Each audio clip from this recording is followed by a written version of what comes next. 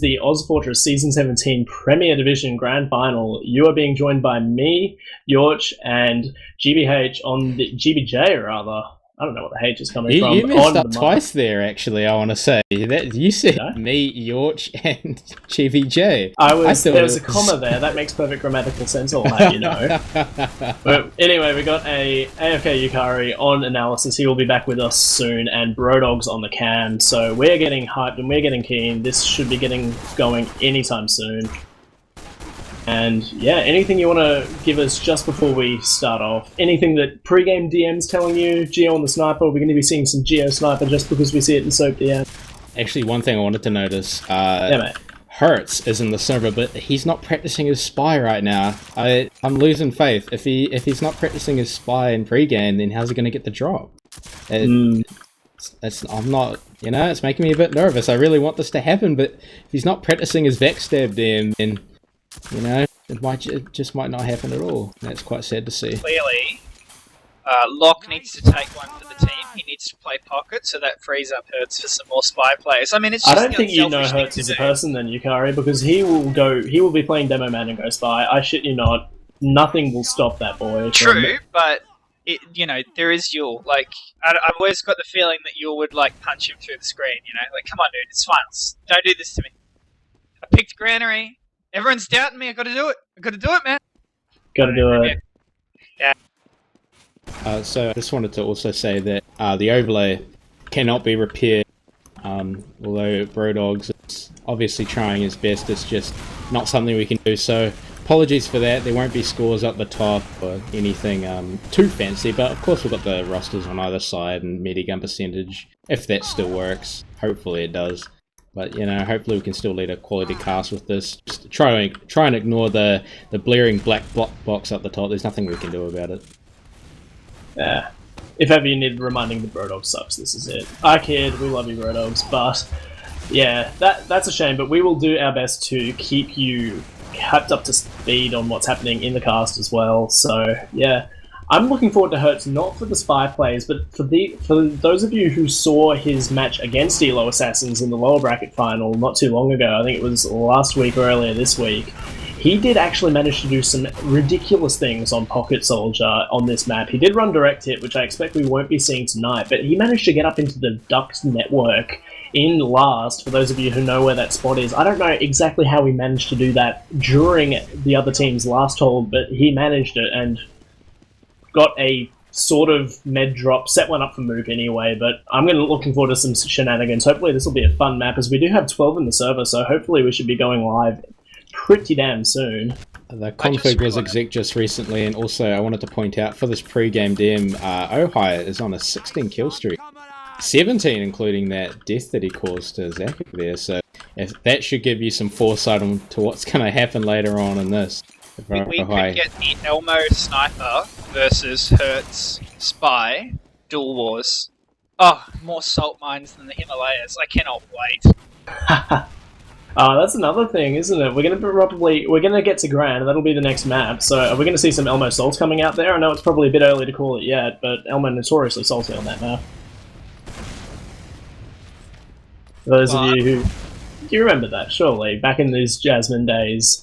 I think they actually implemented a rule where he had to talk in chat so he wouldn't salt up comms. I think I remember hearing that in a Brute stream one day. I could be wrong. I was going to say, I always thought that, Paulson, he got cut price salt for his bodybuilding diet, from Elmo. He just, wiped the tears away at the end of every game. He's like, thanks, mate. I always thought that was how it worked. That's fair, that's fair. He doesn't have Paulson to help him with that these days, so... Yeah, Paulson playing the scout now these days as well. That's another interesting thing. Yeah. It's a great deal of 5th place success on that team. A great team this season. We should have made finals. We're seeing the Hardies tagging up now. That means they should be going live any minute. There's just some little bit of banter being exchanged in chat. I don't know how much more time we can fill. Didn't you have a story you wanted to tell, Yukari, just before this match gets going? I don't know, it might offend Brodogs' delicate sensibilities. We might want to hold off that till the after party. Well, talk anyway, even if you're not going to offend some people. It's okay. You can tell it now, because he's not going to hear it either way, because he's not invited to the after party, so... Ah. You just had to go and tell him that, didn't you? Now it looks like all we do Well, is... you were the one who said there wasn't after party in the first place. We managed to keep that from him. Yeah, actually, it's a good point, because he would have been like, oh, an after party? I wasn't told about that. And then it's, it's already ruined. You're making a mess of our pots and pans here, mate. Sorry, Brodogs, we love you. I promise we love you. Come on, Elo Assassins. We're beating up on Brodogs here. We've run out of ideas. Yeah. I'm gonna go Scraping the bottom of the barrel. Still waiting, just these teams smashing each other in the pre-game. I'm actually surprised we do have teams tagging up, as Yauch said. It's really, really cool to see. We don't usually get that. I think big admin Red Hawk's been having some words to some people. You actually have two admins in the server now. We have Div and Red Hawk just policing this game. Yeah, for those of you looking for an intermediate roamer, by the way, Dev0 did have his LFT tag up, so if you're looking for a Summer Cup, somewhat decent solly, then hit him up. But I'm getting a message from Red Hawk here saying they are not quite live in pre-time yet, so I'm going to press Yukari for a story again, because we got some time to kill. So, please, just help me kill time, my friend.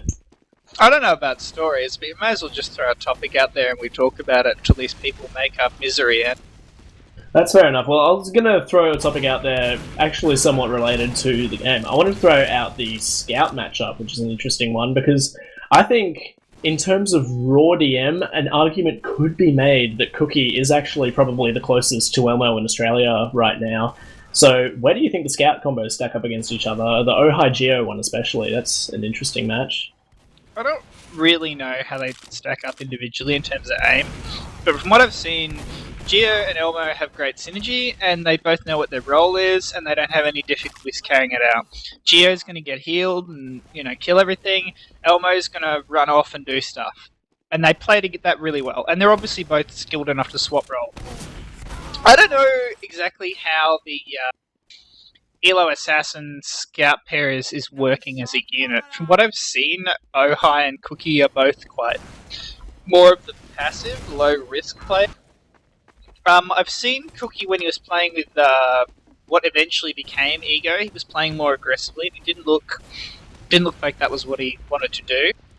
So, without commenting too much on the individual ability, I'd just say that I'd feel really confident banking on the Hardies Scout combo, because I seem to have the roles sorted out, and it's pretty hard to argue with two members of Jasmine that have had such success making plays together. I also just wanted to mention that we've probably got some more viewers in here. We do have one of our amazing casters, Dreamboat. He's casted for us a few times before. I'm sure if you're watching this, you've heard of him. He's actually trying to get to a LAN in California, and he lives in Canada, so it's a bit of a trek. He needs just a little bit of financial support to make it there. There's already been a good chunk donated, but if you feel like you want to thank him for all the hard work he's done for us over the years, just filling in for casting, just being a great talent for us, and coming through for us when we actually needed a caster and whatnot, please feel free to donate. I'll put the link to the fundraiser in the chat right now. Thank you for that, GBJ. Alright, Yukari, because we got some time to kill, I'm going to probably try and run down some more of the class matchups here, and I'm going to specifically talk about the medics now, because medic's a bit of a... you don't get loved much on medic, really, do you? So, who would you say the medic matchup goes in favour of? Because you've got Red Hawk, who's been around the scene for a little while, Doge been around the scene for a little bit less time, but both have turned into really solidly mechanic medics, so what do you think about those two? I have no idea. I haven't really had a chance to sit down and really study their Uber decisions, and I think it's hard for them to make optimal decisions in teams that are kind of like mixed teams specifically for this season anyway. I would say that I think Doge is going to come under more pressure to make difficult decisions in this matchup, partially because, as I said, I think Hardies have a better system. Their players know what's expected of them and what they need to do. So I think Doge is going to have to make some difficult decisions in this game, and in particular, I don't know if he's ever had to balance such as an aggressive and in-your-face pocket as Hurts, assuming he's pocketing, and a demo who is so comfortable playing from, the back end and just getting his frags off his stickies off long range. I don't know if he's ever had to balance that, because it's two really big extremes. It'd be really interesting to see how he goes. 3, 2, 1. Yep, as we are going live here, just quickly again, this is the ozfortress Season 17 Grand Final. On the mic, it is me and GBJ. Take me to mid, GBJ. So I'm following the Elo Assassins here on their way to mid. Yauch just making his way in. He's already into house. Looks like Hardies' side. It's going to be about the same timing. They've reached mid about the same time, just trading damage. Got a soldier bomb up onto Hardies' train. He goes down. Ohai gets taken down by a nice rocket as well, as does Cookie. Yul's trapped down here on ramp, but he goes down anyway. Hardy gets a nice turnaround rocket on a Elo scout. Meanwhile, what remains of Elo's combo is just running all the way back to last year. That was a very, very quick mid from the Hardies. Yeah, and you saw at the flank there of Jaiho and Elmo on the Hardies managed to take all their position on their train, just so on the opposite train so early, and get so much damage off on the combo of Elo Assassin, specifically Yule, that they really had no position. The one saving grace for them, though, is that Doge has managed to get out with Hertz, who does appear to be playing pocket, just as Hardies are taking up the lobby now, with Elmo already up spawning on Sniper, as he was one of the few deaths on the mid for the Hardies, so we're going to be looking to see him make a play now. As he is sniping from... Where exactly is he sniping from?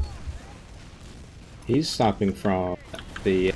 Well, not really sniping at the moment, he's just kind of jumping around looking for a peek. But the other sniper on the side of Hardies is going for, straight up aggressive peek. He's going for Cookie. He's got that almost a counter snipe. He's getting very aggressive here on the right side. He's peeked all the way out. If he gets a headshot, but he doesn't get a kill. He has to jump out before he gets caught. Cookie's still looking through for this pick.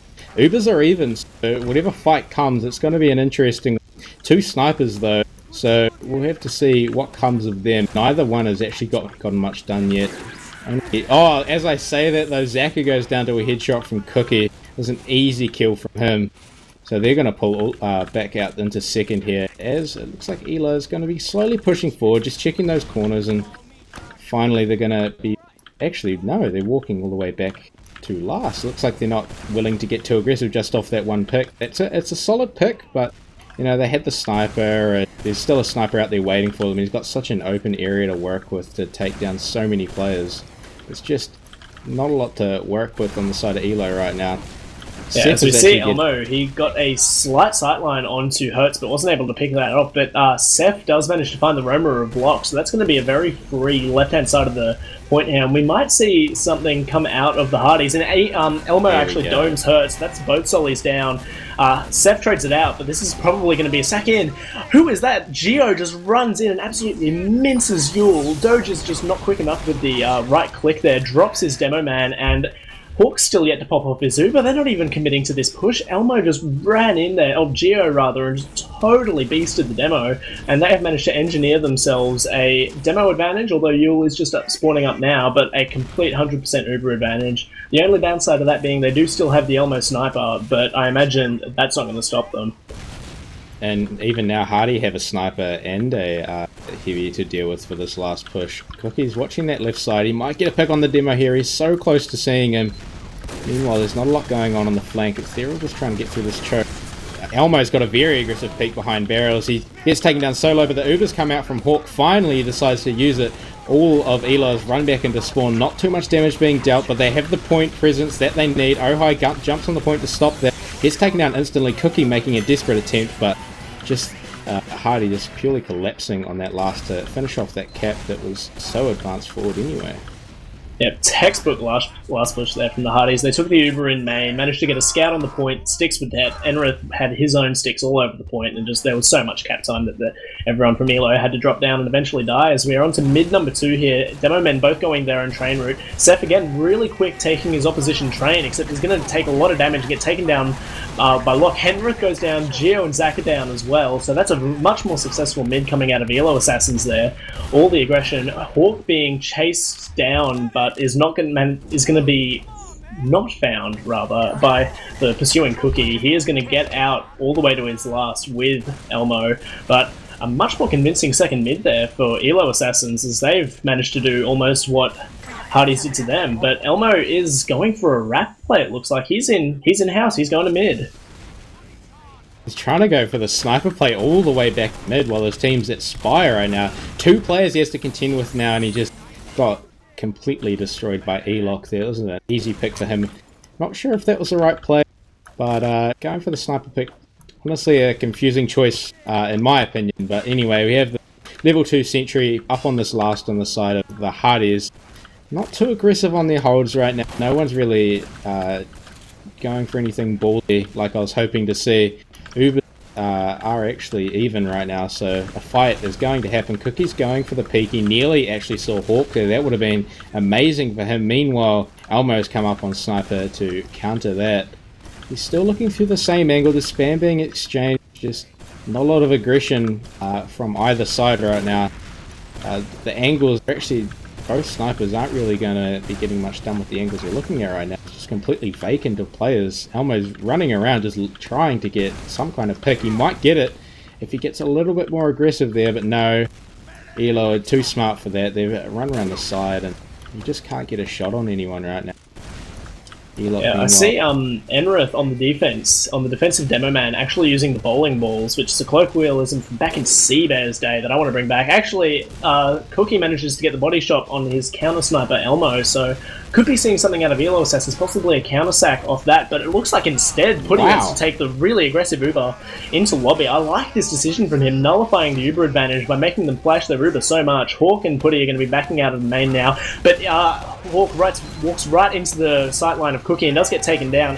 Oha goes down to the double donk, but Seth is going to go down here as well, and they've taken the top left, have Elo Assassins. They do have a player advantage, but it's slowly trickling down. They've only really got a demo man and a med left in now, with the sniper not managing to do much in this much of a close range fight, and they're going to get cleaned up by Geo there. Still the sniper peeking the angle on main, and Hawk needs to be careful here because he looks like he could peek into this outline. No, but Cookie has backed out, and so Hawk is going to be safe, and Hardies are going to take top lobby for the time being. Really messy push there. I like the idea from Putty to take the aggressive Uber, but Hawk just not savvy to the positioning of that sniper and causing a bit of a messy fight that nearly went the way of Elo Assassins there. So that just, wanted to say, just they got churned up. There's about 3 players in one spot just taking so much explosive damage, and that really nullified that further from equalizing the Ubers there. So they're just going to be jumping around bats. Meanwhile, Elo's, they've got the 1 player up on Spire, the rest of them just holding near bridge, building desperately, trying to get that Uber back up. Meanwhile, Hawk is going to be a little bit in front of his medic counterpart, but we have to wait and see what happens here for a push. No off classes quite yet, no sniper, and interestingly, we haven't even seen the hurt Spy.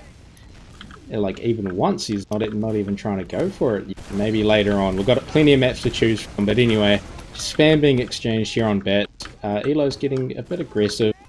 Joe's going to peek that far bats, but he's just going to get some chip shots in. Not going to get much done. He's just keeping them in check, making sure they're not being too aggressive, but Hardies are actually going to go completely passive, walk all the way back out onto their last point, allowing Elo to take this entire lobby area. We have Cookie back up on Sniper, and an NG up from Geo there, just getting his sentry out right in front of the spawn door. So let's see if Cookie can get something done yet again. He just missed a shot onto Putty as you said that, but now he's peeking from the stairs. He's going to get seen by Seth and spammed out there, so we're going to see him rotating again to the top right here. They actually managed to combine the Soli spam to take down the sentry. That's probably poor sentry tending there by Geo. That shouldn't be allowed to go down so easy. But they're not really going anything off it, and Hertz again just picking off these sentries as Geo tries to rebuild it. He's probably going to reposition that, but it's not going to cue the push, and rightly so. I think that would be foolish of Elo Assassins to go off just a sentry pick. Cookie's still peeking this stair angle, trying to get the shot onto Putty. That was actually rotating around to the other side, and he's going to get taken down by the spam. So we see a counter sack out from Elmo, seeing what he can get done. He does manage to get a fair bit of damage out onto Hertz, but to no avail. So we're going to see Cookie up again now on the sniper. No, he's going to be on the spy. So you called it just then, George. Right class, wrong person. So let's see what Cookie can get done on the spy, as Elmo is going to be rejoining the field just now. So we have just a normal hold out in the lobby. No aggression from either side right now. See if that's... I really want to see the spy get something done. Maybe it'll trigger the Hertz spy. Maybe he'll decide, hey, we can do something with this. Let's go. Or maybe... I like what he's doing here. Actually, as Elmo goes down, that could probably cue something from Cookie. He's actually disguised himself as a friendly sniper. He has been taking some splash damage there, but I don't think anyone was in position to see that he is actually a spy. They think they have a sniper, so they're going to be stepping way out of the sightlines at the moment. And there goes Hawk. He drops to a Cookie spy, so that's not your bet, boy, because it's not Hurts. But he is going to go down. This is going to cue the Uber push in here from Elo Assassins. Geo down, Enroth down, so that's Demo Man down, and the Sentry is going to get taken down as well. Really nice pick. So much time on the point now for Elo Assassins. Elmo, it's just Elmo fighting for dear life. He's on so little health, and he's going to get taken down by Doge on the point, whipping out the Ubersaur, and that is an equalizing round off the back of that Cookie spy play. Excellent plays there. Oh, that was so disappointing. If only Hurts was that spy, would have been amazing, but no, Cookie got it. He's going to be taking that down with him. I guess technically Hawk does have to eat his words a little bit there. He did drop to a spy. I guess it's more than nothing. But anyway, the mid is contending. Seth goes in for a deep bomb. He just gets completely denied by both their last soldiers. Geo and Zeka going down at the same time. Elmo's very hurt near shithouse. Meanwhile, Hawk getting a saw for that escape onto Cookie, so he's going to be able to get out with a relatively good Uber advantage, but it's not going to matter because he's going all the way back to last. Ubers are going to be even, I believe. Yeah, Doge didn't go down, so, you know, the saw was cool, but doesn't really get much done apart from helping him escape with that nice Uber saw that he got on for Cookie there. So we see the same thing happening really from last time. Yeah, we see an aggressive scout coming out of Hardies with that full Uber advantage defense. He's still just doing some stuff around there in the forward spawn. Elmo's actually going to get taken down very low as well by some spam, I believe that was. But just to go backtrack to that mid for a second, GBJ, that looks like the very similar mid to the last one for the Hardies, which didn't go so well, which was Sep's bomb getting denied really, really hard by the passive scout on the train on the side of Elo Assassins, and just not giving Elmo a great deal of damage to clean up. So he's really committing for no damage and is going to die for it. As we see another even Ubers push on like stalemate to last, but Hoodie's going to get taken down by the Cookie Sniper, who's had a fair bit of success with his off-classes so far. So that's pocket down. I want to see what Elo Assassins are going to do from it. It looks like they're going to try and shove Lock in from main. He's eaten a lot of spam and he's failed his jump. Surely Lock will get nothing done here. That said, Enra goes down to Yule. That's a huge pick. That's a demo down, and surely we're going to see Elo go off that. Look at Elmo. Look at Elmo. He's behind them all. He goes for the snipe because the Uber was popped. He gets 2 kills. That's Ohai down as well. That's going to completely stop the push from Elo, losing 2 players. Although it was just a sniper, they also lost that scout for that last push, and they didn't really have all that many players for that last one. Meanwhile, Geo's going to try and catch Doge, but gets taken down from, by Yule with some good stickies. So now Hardies are going to be moving out onto Spy. They've just got the one player. He's going to have to fall back. There's just too much damage, and I'm sure that the rest of the combo will be doing the same, falling back into lock. Cookie's getting aggressive though. He's going all the way to... No, I was hoping he would go to flank.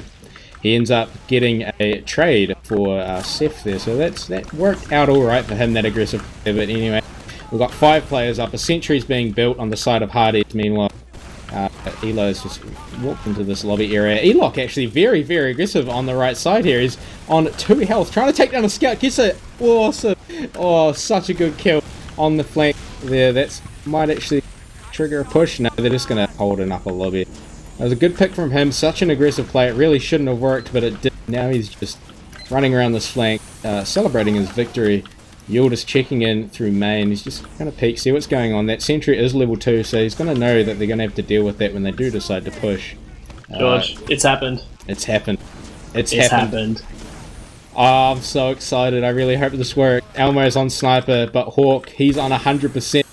And Hurts is on spy! It's amazing. It's the prophecy is about to come true. He's going all the way down through flank. He misses the rocket. That's awesome. He just got around the flank there, avoiding that spam rocket. He can really do this right now. Oh, this is such a real chance of this happening. Hawk is actually just checking savvy to it, to be fair. He's got his eyes firmly planted on that staircase where the spy came up last time. I reckon he's got an inkling anyway, so we'll have to see. Hurts, no, gets found out by Elmo, so not today. Well, let's see if that pick manages to cue anything for the Hardies, and it looks like their combo is posturing on the ground here. They're going to knock down Yule's stickies, but they are holding firm in the lobby, are Elo Assassins. Seth's going to take down Cookie, the scout, though, and Doge forced just by spam rockets, by like somewhat peaking Putty that was. He was taken down very low to 30 health, I believe, and Elmo's going to get Lock on the flank, so that's an absolute disastrous Uber coming out of Elo Assassins. Obviously not intentional, as Doge did get forced, but that's probably some bad positioning out of his part, as we're going to see Hardies pushing out here by rotating through to Trash. Hawk looking to not pop his Uber, I imagine, here, but there are a complement of 6 players up on the side of Elo Assassins, as they're going to get crunched by this Uber. A really aggressive Enrith manages to pick up 2, despite a very nice air shot by Hertz, I believe. Oh no! Didn't get it. He was on 1 health and he just missed the back cap. It was so close. That was neck and neck the entire cap there. That would have been so good. Now he's taking this one-on-one with Geo. Gets him quite low down to 14 health when he was on 1.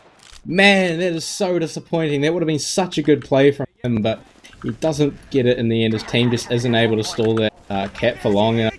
So Hardy is going to hold this mid. They've got it secured after using that Uber. Just so disappointed that back cap didn't work.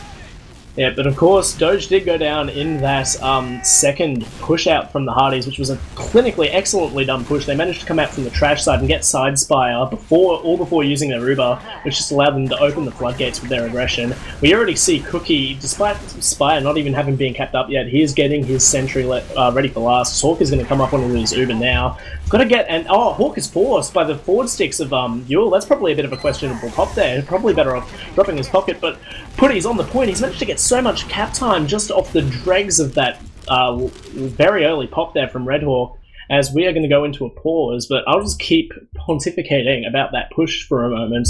Yeah, it looks like Yule, they were trying to get a half forward hold going, were Elo Assassins, but it just looked like that they weren't like really going to commit to it, and it looks like they were on their way out of the forward hold when Yule did his sticks on top of Putty, and Hawk panic popped, for lack of a better term, to save his pocket there. So I don't know about that one, and we see now that it's 2 frags apiece, a Scout and a Solly down for both teams in the end of that Uber, but Doge on 86% while Hawk only on 8. So I would love to see a push out coming out soon from Elo Assassins. As we're going to unpause. Sorry to steal all that for you. Hawk goes down to Lock though. Wow, okay. So Seth, he could have gotten that back cap, but he got a little bit too close to that sentry and it just took him down. Elmo's all the way in on last right now. He took a direct from Yule. He's so low, but he's jumping around, just trying to get some damage. He gets taken down by Hurt in the end after he comes out of spawn.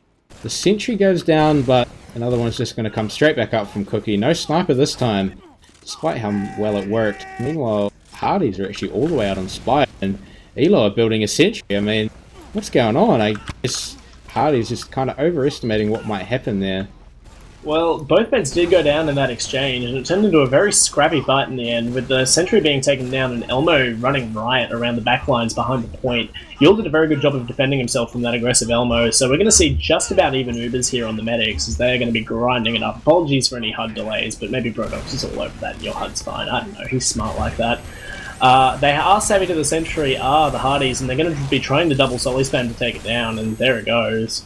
They've got a very weak Putty. They're going to heal up, and it looks like they're going to pop straight in here. Doge is only on 75%, popping in from main. Well, Doge is actually caught all the way back behind the point here. He's only healing his demo. His demo goes down, and he gets churned out as well. It's a very, very scrappy fight going on. Spam going everywhere, but Hardies are going to finish that off. They got all the picks they need and dealt a pretty significant amount of damage with their explosives. Really won them that round, especially that double spam onto the sentry, confirming that last push initiation. So coming into you're exactly right. I like the decision. That was one Brute was a big fan of back in his day, for the medic to fall behind the point, but it doesn't work when your demo man has no angle to stick the point. As we're going to see a change up coming from this mid. They're all going under other Hardies. This is a super aggressive rollout. Elmo just runs straight up and gets into Doge's face. He's the first death of the mid is Doge. Geo's going to trade that out, but Hawk does go down, so that is equal Uber situations, but it's a Scout and a Solly against just Seth now. They actually managed to combine. Enrith manages to blow himself up on top of the Lock, and Cookie just not even touched that entire mid, has managed to clean up. That's a very aggressive mid decision from Hardy. He nailed that 2v1 perfectly, playing against 2 low health players, admittedly, but he did quite well. We do have a Hardy Scout running into house. Not sure what he's planning to do. Maybe he was going for a long flick through ship house. Sitting there waiting to get eyes on a player, but Elo Assassin's already all the way up. He's not deciding to make his move just yet. We're waiting to see where the mid is. Here we go, moving up under. Geo's going to come in, but just immediately hits a rocket to the face. Completely just did not work right there. That's disappointing. I'm still looking for that Hurts spy play as well, where he actually gets something done. Oh, that is a full Uber advantage on the side of Doge, and it doesn't look like they're savvy to this on the Hardies, because Hawk is going to go down. He was holding very close. He didn't manage to get a solid surf out. Elmo's now on the med, but the Uber's already faded, and that's just some really questionable positioning coming out from the Hardies. That said, they are managing to collapse, and the Elmo pistol is very strong, managing to find 2 frags with that. Yule will surely go down on the slither of HP on Bats here. Ohai getting on the Spire, and I don't know if any of the players really have the help to contest him. He's on Bats now, and he's going to find Geo around the base of the Spire. Let's see who comes out on top. Ohai gets that one before getting cleaned up by Enrith. Solly coming in, Hurts on Spire, and he's going to be jumping onto Hawk here with only Enrith to protect him. Misses the hero air shot, so that is going to be it stabilizing in favor of the Hardies. Just as I say that, no! Cookie just runs in, drops down on Pride Drop, quick 2 shots to the face of Red Hawk, takes him down.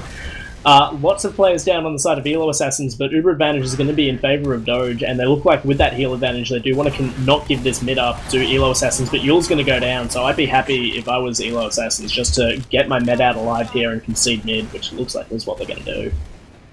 Yeah, Yule just got churned outside the house there. Mid was healing him, but he's just a little bit too far forward, and Hardy's just managed to get a lot of directs and a lot of bullets to go into his body, so that ended his life very quick. Valiant idea, just probably not the best execution from Elo Assassins there. So Hardies are going to be sitting at mid, just spamming choke. They're expecting the Elo push, but it's not happening. It's not happening. They're just sitting around Spire. Both teams playing quite passive, but as I say that, Elo has jumped all the way back to choke, and they're just spamming through, keeping an eye on each other. No particular aggression. We've got the 2 players on the flank, but anyway, Ohai and Hurts have jumped straight onto mid though. My bad. Elmo goes down, and the rest of Hardies have pushed all the way back into choke. It's just complete reverse right there from both sides. They're going to go all the way back onto Grey, possibly even back to last, or even aggressive lobby as Elo Assassins are pushing up outside of resub now. Just 3 players sitting in this lobby area with a scout just above them. Hurts is going to get a peek, but the Uber is popped from Hawk, as it is with Doge as well. Ohai getting hurt quite low, but Hawk hasn't actually multied onto anyone. He's just focused as one soldier, but he abandons him and he gets aggressive and gets taken down. Meanwhile, Hardy goes down as well, and Cookie getting a nice kill onto Seth. Geo goes down, my bad, but he does get onto good stickies from Enrith protecting his mid there. Ohai getting a kill onto the other scout from Hardy, so it's just a demo on a mid for this last push. It's pretty clear what direction this is going to go. So that makes it 2-2. We're going to be heading into round 5 of the first map here for Season 17 Premier Grand Final. That's an interesting one. Putty really feeling himself with that solo pocket Uber, and he did manage to get the pop out from Doge and managed to force Doge to multi with that trade on second, but it just destroyed him in the post Uber and destroyed his team as they absolutely crumbled. As we're going to see mid number 5 coming out here. Hardy's looking much more comfortable to take their own train this time. Bit of the madness down, but Seth and Geo are down. Doge goes down actually to Elmo, who's going to find Ohai as well.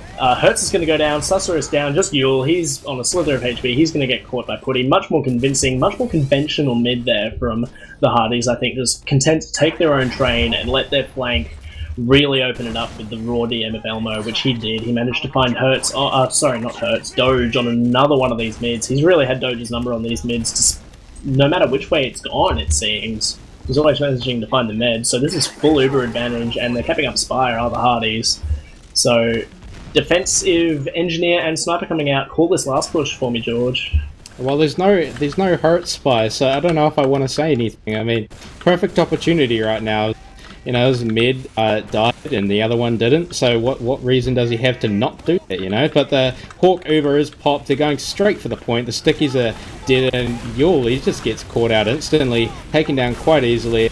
We've got 3 Elo players emerging from spawn, just getting some Hawk damage. with the cleanup with the arrows, though. He's going to get 2 frags on this last push, and I don't want to give Hawk credit as much as the next guy, because he's a big noob, but that was really nice by him. Yauch up in the shoot as well.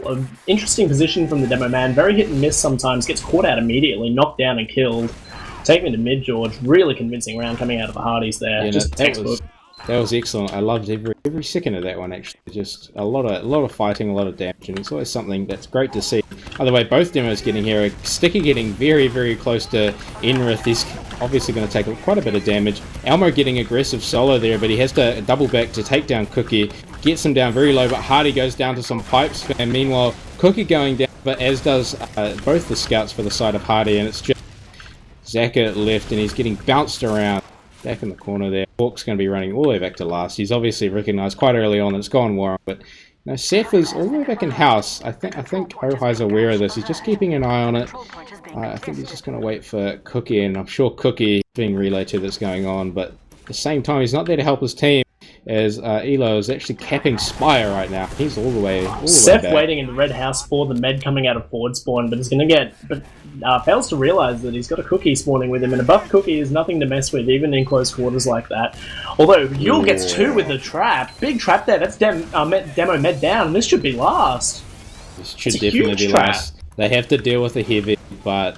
I mean, really, what can they do? He's up close, but they're going down through main. He's already so hurt. The presence is on the point. Seth is going to put a stop to it. Oh, they've actually been turned back into main. Eloch with the flank, though. He's going to pick up a player and then just walk straight into the point. And Geo can't do anything about it. Too far forward.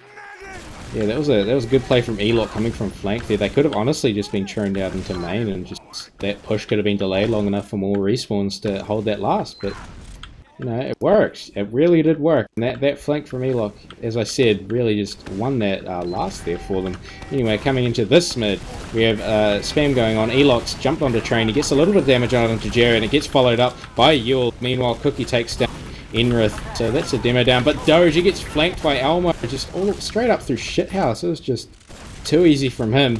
Then Hawk and his friendly old soldier is going to be sitting. Hawk's going to... Oh, big fight by choke. Yule. Wow. Huge. and manages to get Putty as well, albeit a bit post-mortem. But that was... But Hawk and his pocket Soli just trying to get out through choke. They were probably lingering a little bit too long there, and Yule could smell it and manages to bounce Red Hawk up in the air with the sticky and get the nice finishing pipe, and that is going to give Doge a 40% Uber advantage to work with here. Looks like there's a Bats defensive second coming out from the Hardies, because with 3.5 minutes left, they probably really do need to mount a defense here, otherwise they could be in risk of going down 4-3 with not much map time left. This is turning out to be a game. No early aggression coming out from Elo Assassins, just coming up on their 90% Uber now and just looking to start peeking forward through the resup with both of their solis. Looks like they have been seen by Seth, so they know they are here in the resup. Elmo is going to probably get caught in here, and he is, indeed he is, but Enrith is going to get some nice sticks down onto Hertz on the Grey Bridge and take him down in return. But yeah, it looks like they're going to mount this Bats defense, are the Hardies, and Cookie goes down as well, so that'll probably buy enough time for Hawk to get his Uber here in order to defend second. Yeah, that worked really well from the Bats defense. It hasn't worked for either team in the past of this match, but it worked.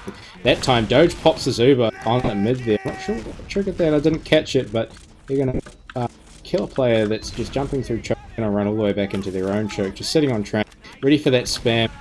Hardies, they're not getting aggressive quickly enough to take advantage of their passive position. Elo, they're starting to move forward.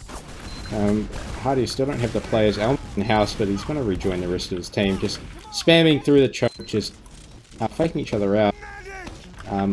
Cookie is just running through Valley. I'm not sure if he's actually going to get anything done. Oh, he's taken so much damage from a scout and a soldier and another scout, so he's going to get stomped out there.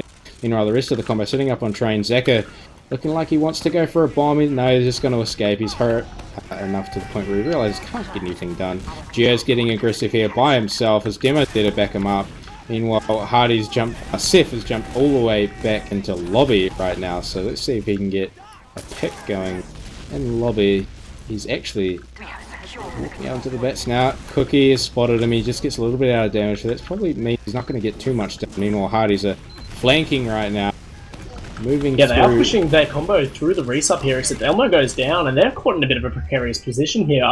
The Hardies, but Pork is going to pop out a Zuba to save a very low health Enrith, but is going to drop him anyway to Hertz in-house, and this is looking a little bit dire for the Hardies. 2 players down, and they're looking to back out through Valley, which is not a position you ever really want to be in. They actually do manage to find Yule and Hertz, though, while Cookie trades out the Seth, so this is 2 players down apiece. Both demo men down, so I think the Hardies will definitely be confident holding their own train here, as we see a laggy Cookie sort of coming around through house. Is he looking to make a play? No, he's not, so we're just going to have some rocket spam exchanged here at Cho. With 50 seconds left on the clock, I think we could be going to a first map golden cap here at 3 apiece. So I did want to say that we do have the overlay back up, as you can see, so hopefully that'll give you some more insight on top of what we're providing you. But anyway, Elo are just holding back in this lobby area, and Hardies are on Spire, getting aggressive into lobby. Yauch caught out there by Zaka, who's going to get taken down. The sentry gun is up from the side of Elo. No hurt Spy, but I can deal with that. Seth has jumped up aggressively onto the high flank, and Doge does pops. get spotted. What is Doge pop Wow. for? That is a really questionable pop. I think he's going to get putty for it, but with 12 seconds left to go, I think that'll probably be it. They're going to be running out of time. Hawk is going to get his Uber, but it's probably going to be too little too late. 7 seconds, 6 seconds, possibly still doable, but that's just going to be all she wrote for the first part of this map. 3 apiece, very closely played Badlands. Really nice play coming out of both teams there, and really nice aggression to just get them that last push, the Hardies, but Doge coming up on his Uber quite a bit earlier than Hawk there managed to secure that for them. So on our first map of this best of 5, we're going to be going to a golden cap. This is good signs. So I'll bring in our analyst Yukari here. What do you see on that map, Yukari? Well, I think Hardies were like better players. I think Elo Assassins got to play the game the way they wanted to. They spent that entire game, that entire map, playing around Yule.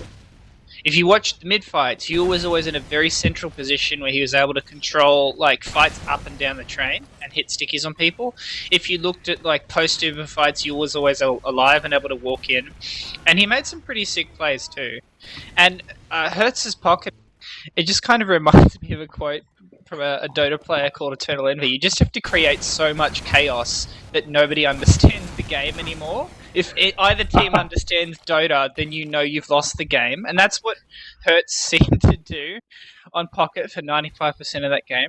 And he just, he had Hardy's combo in particular, like, really confused. In a lot of situations, you'd see Zaka going in, going for an aggressive play, or trying to use these aggressive Ubers and thinking, oh, I can catch this guy, I can kill him, and kind of just dying when the Uber beam came off, like one rocket away from getting 2 kills. And Enrith backing off, like, totally out of sync with what Zaka wanted to do. Meanwhile, like, Hertz is just flying around like a raccoon on crack. Like, that was great. I mean, you wouldn't look at it looking at his scoreboard, but I think he made an a massive amount of room for Yule to get stuff going. And when you combine with Locke getting some really good clean-up rockets and you know, very much the standard Cookie performance, you know, good frags, good damage, it all came together really nicely for them. I think Geo and Ohai didn't perhaps have the game they wanted to, but there was a lot of stop-start, like slowdown points on the map, and Elo also did a really great job of shutting out Jaiho or Seth's bombs. So I feel like if you're Elo, you got to be pretty happy with that map. Like you shut down all the players you needed to and got the result you wanted. And now you're in with a crack at the Golden Cap map win. And going into a golden cap, that's the other thing I wanted to bring you in on quickly was I'm not going to sugarcoat it, man. The Hardies mids were relatively atrocious, as we are going to go to the Golden Cap mid, actually. I'm going to have to cut you off there, I'm sorry. But, yep, here it is, Golden Cap of Badlands. Winner of this round takes Badlands the first map and goes up 1-0 in the 5-map series. We're going to be seeing both demo men rolling out house, I think. No, Enrith ruined his rollout. He's sitting in Valley right now. Waiting for... I think it's a re-exec. Yeah. I think Elmo's AFK. So I will bring you in on that point I wanted to talk to you about really quickly, Yukari, is how, if you're a Hardy, do you fix your mids? I don't know. I mean, the vibe I'm getting is that Enrith is kind of playing these mids quite passive and safe. So my thought process would be play not to take those one-on-one duels and play around what Enrith wants to do when he gets there. Because the vibe I'm getting right now is this: both teams get to mid. Yule gets there faster. Yule is able to control areas, and his team is able to play very defensively around him, pick off overextending Hardy players, and then wipe them. Alright, so... Yeah, because they just seem to be a little bit all over the place. They tried that under mid especially, which I saw you were not such a fan of, like, because they all committed 6 players underneath, which just caused an absolute mess, which I suppose is what they wanted, but the one player left alive was on the wrong team for that, for the Hardies there. So we're going to be going live with the Golden Cap for realsies pretty damn soon, as I think every player is not AFK. There goes the countdown.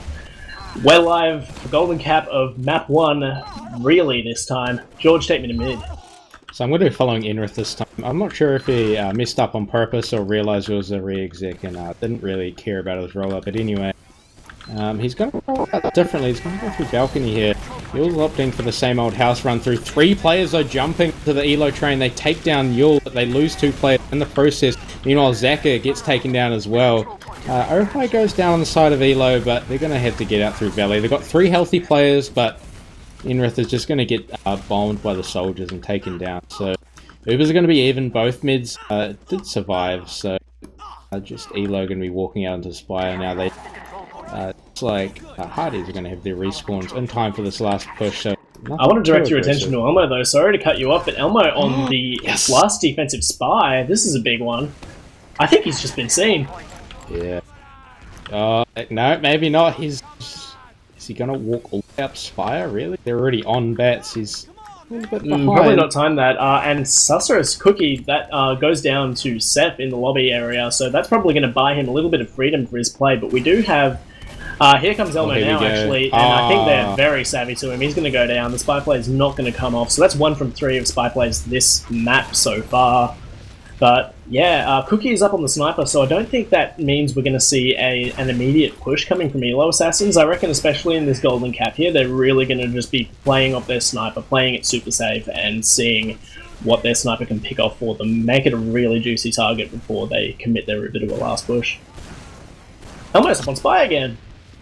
Wow, alright, so the spy play trying again. It's failed. It's failed twice, worked once, and when it worked well. Wow, okay, Cookie got a nice pick onto Zaka. That might trigger the push from Elo, yes. Hertz is pushing in through main right now. He dodges the sack. Cookie does go down to the backstab, and Hertz gets taken down by the sentry of Geo pretty hard there when he went in for his counter sack. Elmo goes for the trick stab onto Doge. Surely not. That would have been glorious. That would have been frag highlight play. So we're going to see a Solly coming out. That is Seth on... Doge is surely going to get forced by the scout. Here's Doge drops to Geo rather, who just plus forwards like his life depends on it, and they're like this map probably did. 3 players up on last. Sorry to cut you off there, mate, but just full Uber on Hardies, and yeah, we're probably going to be seeing the floodgates open up. Elo are going to be throwing everything at Redhawk to try and make something happen here. That was so good. That was just so fun to watch, honestly. Spy play. I mean, he got Cookie, but didn't really achieve else, and just everything that came afterwards was just such a sight to see. I loved every second of it. Geo getting such a nice play. Gets 2 players down really low as well as the mid pack. I mean, the drop, that really should not have happened, but I don't know, maybe he just wasn't keeping track of his health anyway. Elo are going to be trying to contest Spy. Hardy has capped it, so they're going to be moving forward to choke, and of course Elo going to be walking back to mid. We do have a Hardy soldier jumping in through Valley. Probably wanted to go for something a bit cheeky, but got spotted out way too early on there. So, big Uber advantage on the side of Doge though, and he's going to pop that off through choke and jump his demo man and his Solly through. Hawk again caught him so deep, and he surely is going to go down. He's going to go down here to Hertz, unless he's got the dupes of a god. Which, he does not. He finally does go down, except meanwhile the flank of the Hardies is just doing so much work, has totally collapsed the Elo Assassin's roster. Hertz, the only one left alive, and is going to get taken down by Putty, finally. He was the one chasing the med deep. Meanwhile, his team just got absolutely smashed. Cookie on the spawner now, but this is going to be probably a Spire take as well for the Hardies. Very low. Cookie actually running into getting 2, my goodness. Enrith was quite low, and so was Geo getting aggressive in that house. Probably not expecting a player there, just trying to get that mid pack, but he gets taken down to absolute meat. from him. So that actually was a very nice play, completely halting that mid cap. So now they'll be able to advance all the way out onto Spire. The Hardies just don't have the presence for it, but Elmo's going to finish off the cap anyway. So it's going to get a little bit trapped. Oh, he's not actually. They've sent a lot of players back, and they've captured Spire as well as stopping that mid cap. So that's a good play from Elo. So they're going to be able to regroup a little bit. We do have one soldier trapped in house, but he's going to have to go for a pretty good bomb to get anything done. He's jumping in through choke now. Meanwhile, Elo's, they're all on Grey Bridge, but players are going to... yeah, Seth's going to get caught here, though, in house, surely. He does get taken down by Ohai, so that's going to be a player advantage and a slight Uber advantage on the side of Elo Assassins. Going to see what they can do off this. Geo up on the Engineer, but Hawk coming up on his Uber just now, so I expect we won't be seeing a push, but we're going to see Cookie sack to the point, actually. He's baited all the sticks off it multiple times and caused a lot of players to drop to the floor from the Hardies, so that's fairly good achievement in its own. But Locke is going to go down to Elmo on the heavy, but is actually going to trade for him. Elmo, known for his heavy play, being quite a good Highlander heavy back in the day, so that's a good pick. But we're going to see the side of Elo Assassins backing out to choke now, and they've got their sniper scoped in on bats. They're just inviting the Hardies, giving them just enough rope to hang themselves with the Cookie sniper and the Lock Spy. The double pick class coming out here, they're throwing all the gimmicks at the Hardies here, and we're going to see what they're able to do about it. So that's three different players. I've seen the Spy play come out from on the side of Elo with Lock all the way back at choke. He's going to have to make a little bit of progress to get to last and hopefully get something going.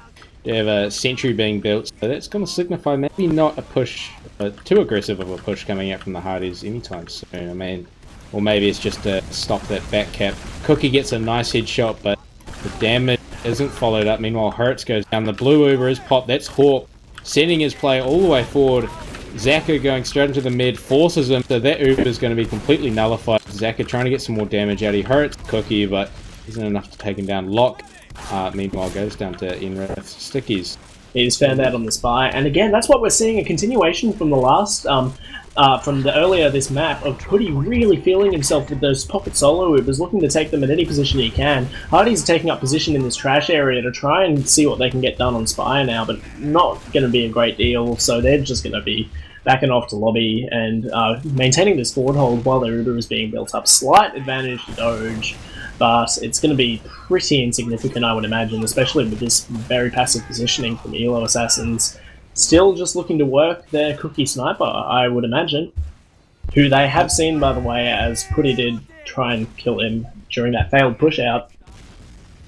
It's actually really cool to see just how much more serious the players seem to be taking it this time. There's no overly aggressive players or anything amazing. Like, sure, there've been the logical aggressive players, but the silly ones is what we're missing out on for this golden cap. Both teams really realizing that this one matters, but the push is going to be coming out from Hardies onto bats. No, Hawk decides, no, we're not doing that. We're pushing back into lobby. So actually Elo is going to be pushing out Cookie, going for that very aggressive pick, trying to open up something for his team, but the Hardies are right there, and I guess Elo's Assassins are right there as well, so the team getting too aggressive. Doge actually takes a good chunk of damage from some rockets there on Bat, so he actually falls off, so that's going to open some ground up for the Hardies on Bats. They're just still holding in lobby. They're not going to push or anything crazy like that, but definitely gain them some ground. As Elo is just running around on the Spire. Cookie just waiting for a peek that he can take advantage of. It might be the player, it might be Zaka. No, he misses the headshot to him. Even then, that damage will need to be followed up when he jumps onto Bats.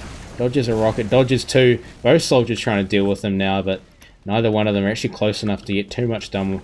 But looks like the players are deciding, okay, let's do it. Let's go through lobby. So we're trying to open up some ground and hopefully not get completely spammed out by the explosive classes. Well, Cookie's getting such a big angle here from Bats while his player's pushing into lobby, and that's finally gonna probably cause the Hardies to realise they need to abandon this forward hold. They were just trying to get some forward positioning off and seeing if they could catch any over-aggressive players to possibly prompt a push out themselves. But in doing that, they managed to give Cookie a lot of room on Bats and ended up having to surrender lobby, I'd say. So Cookie goes down, actually. speaking of cookie cutters, it is Geo, and we're going to see Putty taking this really aggressively. Geo's going to be plus 40. The combo of Hardies, excuse me, are going to be popping out their Uber. Putty again with these really, really aggressive pocket Ubers, and Doge is just able to milk for such a long time. They're going to be... it's okay for Hawk to pop first there, because they do have the sentry on the side of Hardies, which is going to be denying any counter-aggression with the dregs of the Uber. Looks like Lock and Hertz are going to be trying to spam this sentry out now, and it's going to go down, as does Geo, so that's a bit of a misplay by him. That could possibly prompt a push here, dry push from Elo Assassins, but Cookie goes down, and that's going to be Hertz just backing his way out of there.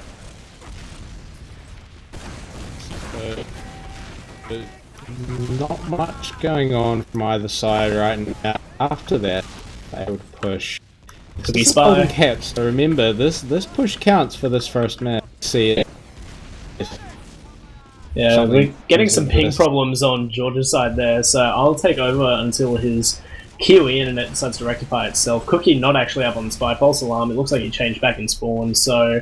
Elmo on Spy though, he's been trying to make this work, the defensive last Spy, so I'm really hoping it works, but I was looking at the players of Elo Assassins just before, and they're so paranoid. They are just constantly spinning around and going for it. Locke is actually going to jump in. Yule goes down to the backstab, Locke goes down while he's trying to sack, and Cookie goes down to the sticky trap of Enroth. That's just a 3-player collapse that I don't think they intended to happen on the side of Elo Assassins. Only really training out the pocket of Putty for it, so we're going to be seeing the Hardies getting their way out on the Spire and probably getting a successful push out here. All the players are up on side of the Elo Assassins, but because Seth managed to get so much time on Spire so early, they're not really going to have much to do to contest second with, and it looks like we're going to have a second stalemate as opposed to a last stalemate now, so let's see what either team is willing to do here. As George is ping, and my co-caster's ping is not being very nice. It's being a bit Kiwi, so I'm going to bring in Yukari. What are you seeing Yukari doing with Golden Cap other than a whole lot of nothing? I think both teams just making pretty good decisions, making pretty good trades. So Locke's going in to try and force, and yep, thank God that got shut down. That was pretty obvious. I don't think this is too different to the first 30 minutes. Both teams making pretty good decisions, rotating pretty well, just coming down to little micro decisions and who's winning their duels. I would like to see just maybe even an aggressive Uber to try and catch players, or an aggressive movement from Hertz, because he's done a lot of them without overheals, without the med there with him, and he dies. But he's hitting some shots, so why not take the med with you for a ride? You almost got to do what Putty's been doing this map, which is take those sort of aggressive Ubers and really back his DM in those senses, but we're not even going to see a counter-sack coming out of Hardies. I think they tried to get a little bit of a peek in, as Locke is going to go in again, is going to get shut down again. We're going to see a rinse repeat, so hopefully the Hardies look to do something off that player advantage, and we're just going to see Elmo plus 14 to choke to really no avail. This is some pretty USA CF2 if I'm going to be honest, but they are rotating the house, are Elo Assassins, probably looking to get a pick. They're thinking about committing, they're just holding there, but it looks like they've been seen, and so they're just going to be rotating back around to choke. And we're going to see a scout go down very low. That is Ohai, but is not going to do a great deal about it. Hertz is going to go down, but actually drops Hawk. That's huge. That is a drop on the side of Hawk to Hertz. Again, not on the Spy, not the circumstances we wanted, but that's 2 over the course of this Badlands and the Golden Cap. So we're going to be seeing the flank here, trying to rectify the situation of the Hardies, but they're going to be pretty much minced by Ohai, is Seth and the scout of Elmo, and Doge is under absolutely no pressure to pop his Uber, is probably going to come under a Soli bomb now. No, Putty's choosing to back off. And so this is disastrous, honestly, for the Hardies. Gia's going to be building up a sentry, but Doge is going to have an absolute full Uber advantage with no question of a counter Uber coming out from Hawk to push this last with. Yeah, I don't really understand any of the positioning for Hardies. There's Zaka forces the Uber. It should be enough for them to get out with every other player, swap to utils and try and hold last. We'll have to see. Not a lot of success for Elo Assassins spamming down that sentry, and yeah, they lose 2 players from that. Looking like a pretty decent hold for the Hardies, and yeah, Elmo's able to find Yule as well. Yeah, he's going to get Doge here too. Combo, yeah. Surely he should get Doge maybe not. here. Elmo? Elmo.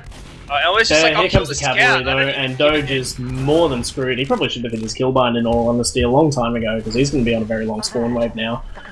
No one in the position to backcap from Elo Assassins. It's just Hertz sort of hertzing around in Valley, for lack of a better word, but that's going to be an 80% Uber advantage on the side of Hawk that hopefully he's not going to drop this time, and we're probably going to be attempting to see them take mid without popping if I'm a Hardy, and they're looking like they're going to do this age-old classic mix-up strat of pushing with a full Uber advantage through Valley. This is not something you see all too often, and it really does open Hawk up to bombs, and here comes Hertz. Hawk's going to try and hold on, but he gets dropped again, and Elmo goes down. This is, like, disastrous. Hawk just needs to get his shit sorted, man. You can't be having those sorts of drops in that big of an advantage situation. We're going to see the Sollies both jumping in, trying to see what they can get done. They get a fair bit of damage onto Doge, and Putty's trying his darndest to follow it up, but is going to get taken down by the Ojai pistol. That's just disastrous. This positioning again, like you said. I don't, like, in both of these Uber drops to Hawk, I mean, yes, he should be using his Uber, but the positions he's finding himself in relative to his team, like, either he's playing, like, with very, very poor positional awareness in those moments, or his team just isn't bothering to stand near him. Like, there's no excuse as a medic for you to be ahead of your combat classes, but with your back to a wall, so you can't, like, get out of a bad fight. Yeah, you're exactly right. As we're going to see Hertz and Cookie get taken down, trade out for Elmo, as the aggression from Elo Assassins is going to try and take them up this spire. Still full Uber advantage on Doge, but Hawk getting close to his, relatively close to his on 70%. And this could be a really clever defense coming out from the Hardies here, just managing to constantly be trading out frags and getting better trades to the point where Hawk is able to get his Uber to defend, which by all rights he really shouldn't have, and they're going to be forced out on Sidespire. Here is Doge with his Demo Man Yule, and I don't think they're going to find any frags with this. Seth is going to be taken down, as is Geo actually, but the counter Jaiho rather, but the counter Uber is going to come out from Putty, and he's going to be finding some frags. He's got two very low health players up on the spire. Hawk manages to tag one with an arrow, but oh my god, Cookie's on the back cap. He just waited for his team, and that's going to be the first map going to Elo Assassins. AU Gimmicks coming out in force there, but I think you really have to attribute some of that to the interesting position of the Hardies. 1-0 in this best of 5 to the underdogs, the second seeded team, Elo Assassins. If you're just joining us, this is map 1 of the ozfortress Season 17 Premier Division Grand Final, going 4-3 in Golden Cap to Elo Assassins. That's a bit of an upset. Yukari, I mean, other than the bleedingly obvious, what went wrong for Hardies there on their map pick? Well, I think even though it wasn't immediately apparent, ELO were able to turn that Uber advantage into the position to get kills. Like, you all found a scout initially with sticky traps on the valley door, and then I think he like double or triple air shot Putty or something. Like, he just stuffed him in the garbage bin and kicked the bin down like the hill. But in a more general sense for that, I think both teams kind of played at a similar level to what they played at in the regular time. I think Hardy's got a bit more of a performance out of Geo, some really nice plays there. Like, he was getting more aggressive than he was in the regular time. And as a negative, well, I mean, you can't slice it any other than, okay, the first drop from Red Hawk, okay, that happens. Second drop to the same play in a very similar situation, that's not acceptable. Both of them were to Hertz bombs. Both of them were in situations where his team had a reasonable chance of securing some kind of advantage with that Uber trade. So they were absolutely going to kill Hertz in the first situation, and in the second situation, pushing mid, they were pretty much guaranteed to get 2 kills. So that's just, that's not good enough. Like, you can't be polite about that. That's a major screw up, man. Yeah, you basically said it. I'm just going to ask you to keep pontificating there for a moment while I get logs so we can bring them up on stream for you. But yeah, I think I got a message from Hawk actually just on that topic saying that, especially in that wide valley push, Hertz managed to land on the ground and still get 2 rockets off. So he's sort of saying that his team wasn't quick enough on the Hertz cleanup, but still, where does the fault lie, and what do you want to fix up going into Granary? There are a lot of little things for why Red Hawk died in both situations. His team were not positioning themselves ahead of him. His team were not cutting off certain attack angles. That's all true. But you're in a final, you have an Uber advantage, and there's a chance that you can drop twice to the same thing. You have to Uber, you know? Medic, I've always viewed that there's no such thing as the world's best medic when your team is stomping. It's so easy to look like a good medic when the team's stomping, especially if you play with somebody like Lansky who holds your hand the whole game. What defines the best medics for me and have that serious clutch factor is the decisions that you make when you are under pressure, when you have to make difficult decisions, when you have to go, well, if I use this Uber, we are going to secure a kill on the jumping player and we can take this point with every advantage, but they'll have every advantage. Or we're holding last, and if I drop this Uber, we lose, so I have to play not to Uber. You know, those are where you really see a great medic. And that, for me, is all the top medics. They all had that clutch factor. They make the best possible decisions under pressure. Red Hawk made first decision, okay, fair enough. Second time, there's a pattern developing, and it's not a good pattern, you know. And of course, he's quite correct to say that there were some major screw ups by his team. I wouldn't dispute that at all. But when you're in a grand final match, you do the safe thing, you know. If your team is constantly letting a pocket soldier that they see coming with minor overheals get 2 rockets off on you, and you're in a bad position, you sort that out in between maps. You don't sort that out in the Golden Cap. So, yeah, I think there's nobody that's entirely to blame, but Red Hawk would have to be kicking himself after that one because, you know, fool me once, fool me twice, are we going to see it a third time? That would be really concerning. All right, yeah, you're exactly right there. I've linked you the logs to the Golden Cap, which are up on stream now, Yukari. We're going to have a quick run through those. We'll see up the top of the kill stats, we have Geo, Elmo, and Ohai all on 10 kills apiece, but Elmo going very aggressive, going 10 for 10 actually there, so that's an interesting one on his part. So we'll see what else there is really standing out to us here. This is only the Golden Cap, mind you, so this is just a slice of what we saw, that one round. That was the decider. I'm not seeing a great deal of difference, honestly, between the two teams. Just damage is pretty even across the board. The bottom of the damage stats being brought up by the flank classes of Elo Assassins, but then again, they were doing something right because they managed to win the round. So I'll take us over to the medic stacks quickly because I think you'll find that's where the difference lies. I was just about to say, oh, the stats are so even. It's almost as if there's an intangible quality that these stats don't measure, which if one team had a clear advantage over the other would explain the win. Like maybe Uber charges used. Let's look at that one, shall we? But that's a little bit harsh. So I think two things that don't really appear on the stats boards, because these are very slow, grindy type games.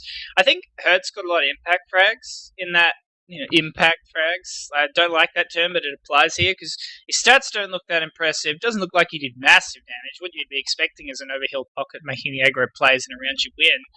But he got 2 med drops, and I also think I'll give him a shout out because I didn't acknowledge this at the end of the last round. So when Hardies almost had Uber, it kind of looked like Hardies lemminged into him, and he got the 2 kills while Doge popped that earlier the last map.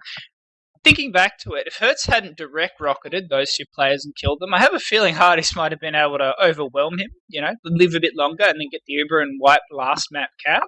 So, you know, let's give a shout out to Hertz for doing a lot of things that haven't appeared on the scoreboard per se, and, you know, make the enemy medic drop twice. That's got to count for something. That's probably going to count for a whole lot, and that's something else I wanted to highlight really quickly. Just as I'm working these stats here, is the deaths on the medic.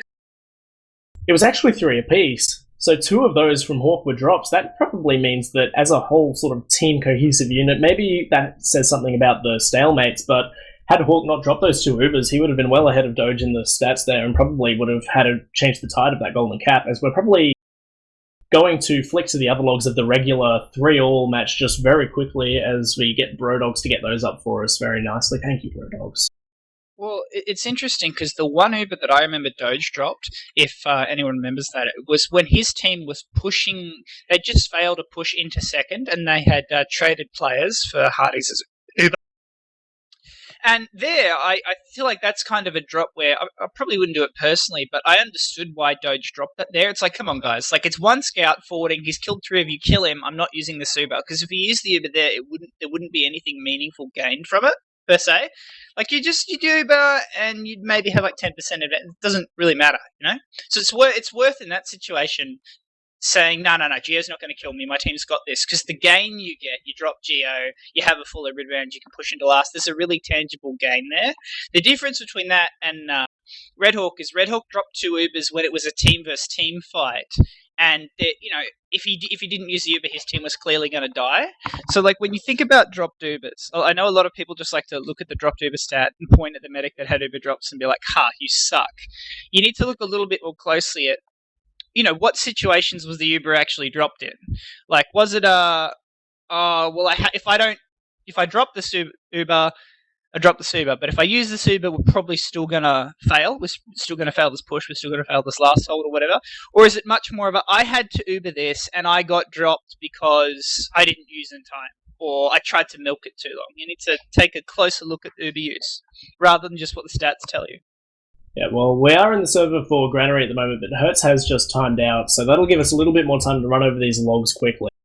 As I'll go back to the logs from the regular thing. I don't know if you have them up there with you, Yukari?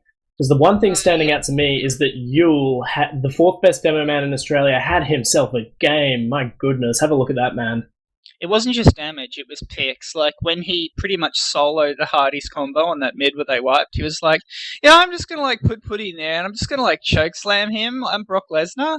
And then there was some, what essentially won them the game was when he kind of juggled the hell out of Zakazuba and utterly destroyed him on that Badlands Spire push, and he got the picks with the stickies. So, I mean, Yule showed us he can do both types of impact demo that game. I can be the tank, I can be the Soviet war machine, heal me, Sukabilat, kill everything. But on the Golden Cap round, he also he didn't do that much damage. He ate more damage, I think, than somebody of his high standards would be comfortable with. But he got key picks. He was there at the right time to win that round. So, I mean, if you're ELO Assassins, you've got to feel good, because this is it. This is what I said at the start. We need to see this Yule. He needs to, get his big game face on if they want to have a chance. Because, yeah, he won, but that was a map you won in Golden Cap with the enemy medic dropping 2 Ubers. I mean, it's a win's a win, but now you're on Granary, and that's a map where I think it's fair to say your soldiers are a little bit less comfortable, and you'll kind of been hit-miss. Yeah, I'll say that. One thing, just before we make our way out of logs, is I think Ohai needs to probably lift his game a little bit. He didn't have himself the best game there, only 113 DPM, so... And Granary is really not the map to build your confidence up as a scout, so we do have 12 players here. Quickly, Yukari, before we give them the all clear to go live, what do you want to see from both these teams out of Granary, and where do you think it's going to go? I think less ambition with Putty's Ubers and a little bit more Geo coming in to try and get the clean up. It's like a yin-yang. Putty goes in, he does the damage, he starts backing off the end of the Uber, then Geo comes in over the top of him buffed and takes the pressure away and sacks himself. I think big performances from Yule. And I want to see, in particular on this map, how the Hertz-Zaka matchup goes. Because I think Hertz has to have another chaotic game, shall we say. Yeah, because we are going live here. So, map 2. First map went to ELO Assassins, which is a little bit of an upset in a Golden Cap on Badlands. So, we're going to be looking at map 2 here. I'm going to be following the demo man to mid. Yule taking his normal death corner rollout. Is going to get there significantly before Enrith, who chooses to go through Garage. Enrith does get the early stick, though, and that is a pretty hurt Yule, as Doge is actually rolling out through his own Garage. Elmo getting so aggressive onto Yule with the help, and Seth is going to collapse onto Doge as well. That's combo down for ELO Assassins. There's going to be a few frags traded out, especially on the aggressive roamer on the side of Hardies, but Hawk is going to go down to the counter aggression coming out, and I think that was Hertz in the end that managed to pick up the medic frag, but only Med and Roma down, so a very commanding mid win there for the Hardies, and they're probably going to be looking to get onto second here. With that, Enrith already up here, Elmo plus Fording up the top, probably going to go into last here and see what he can get done, as all the players from ELO Assassins haven't quite spawned. He's taking a duel on this pipe here, and he's going to get piped down by Yule, funnily enough on the pipe. So even Ubers-ish, slight advantage to Doge, but I don't think that's going to be negligent pushing out of last. But there's not much presence here from the Hardies on second, and they're having a bit of a peek, our ELO Assassins, having a peek with their sniper of Cookie as well. Who's going to walk in, who's going to say hello to Enrith as he walks through the door. They know this sniper now, I think. Control point is being captured. Are you able to subsidize me with a little bit of play-by-play, Yukari, as George does not look to be returning to us as his ping's playing up, as we're going to see Elo capping up on this second, but Ubers have basically evened themselves out here, as Hertz is getting aggressive and taking yard. Really nice aggression coming out of Elo Assassin's going to take down George as well. Oh, multiple Georges. This is getting confusing, isn't it? Oh, it is, isn't it? Alright, Geo. I'm going to call him Geo. I'd love to see an aggressive putty Uber right here. Get right in on Hertz, make him feel the... That was nice, that was good. So, we just had a player trade. Hertz gets kind of bullied around by Zaka a bit, and that's the veteran wiles of Zaka and some nice rockets. And Seth trade. So we kind of just got a situation. Second Granary, both teams have traded frags. Doesn't look like either team really wants to commit that hard to an Uber exchange. I'd like to see a spy. Well, Elmo was looking very happy to give you all your spy plays. There's a lot of spy on Badlands, but nothing coming out here because it's very easy to get spammed out going through the two doors, which is why you see a lot of stalemates on Granary on this map. For those of you who are new to our scene, perhaps, and don't know the great amount of joy that every competitive player derives from a second stalemate on Granary, Seth has managed to just bully his way into this far left though, and is probably going to get taken down for it, but he was allowed to have a fair bit of room for a moment, so that's probably going to constitute the Hardies sack into second for Force, although he didn't really do a great deal. So we'll see. Cookie actually manages to trade out with Geo as well, so that probably does end up favouring Elo Assassins, and they're going to try and peek in through Death Corner here, but there's a Solly on the high ground. Hertz is going to try and contest him, but there's just so much positional advantage with these crates, and nice rocket onto Hertz is going to probably take him down, but the Roamer is going to get in and actually manages to force Redhawk, who does have Mouth 2 rebound for this map, but that's going to be 3 picks on the side of Hardies at the expense of their Uber. They're going to be pushing this through left and right yard now. Doge is going to have his players with him in 3 seconds, but they're probably going to be able to secure second with this and then back off before Doge's Uber collapses on them, the Hardies. Yeah, I mean, to me, that's Elmo doing what he did the first map, just getting a lot of impact kills. Like, stats-wise, it doesn't look that different to Cookie, but he's finding kills that matter. And Jaiho just makes... Okay, that really should have... drop. There you go. That should have been an Uber use. Doge dropping Uber there on the second defense.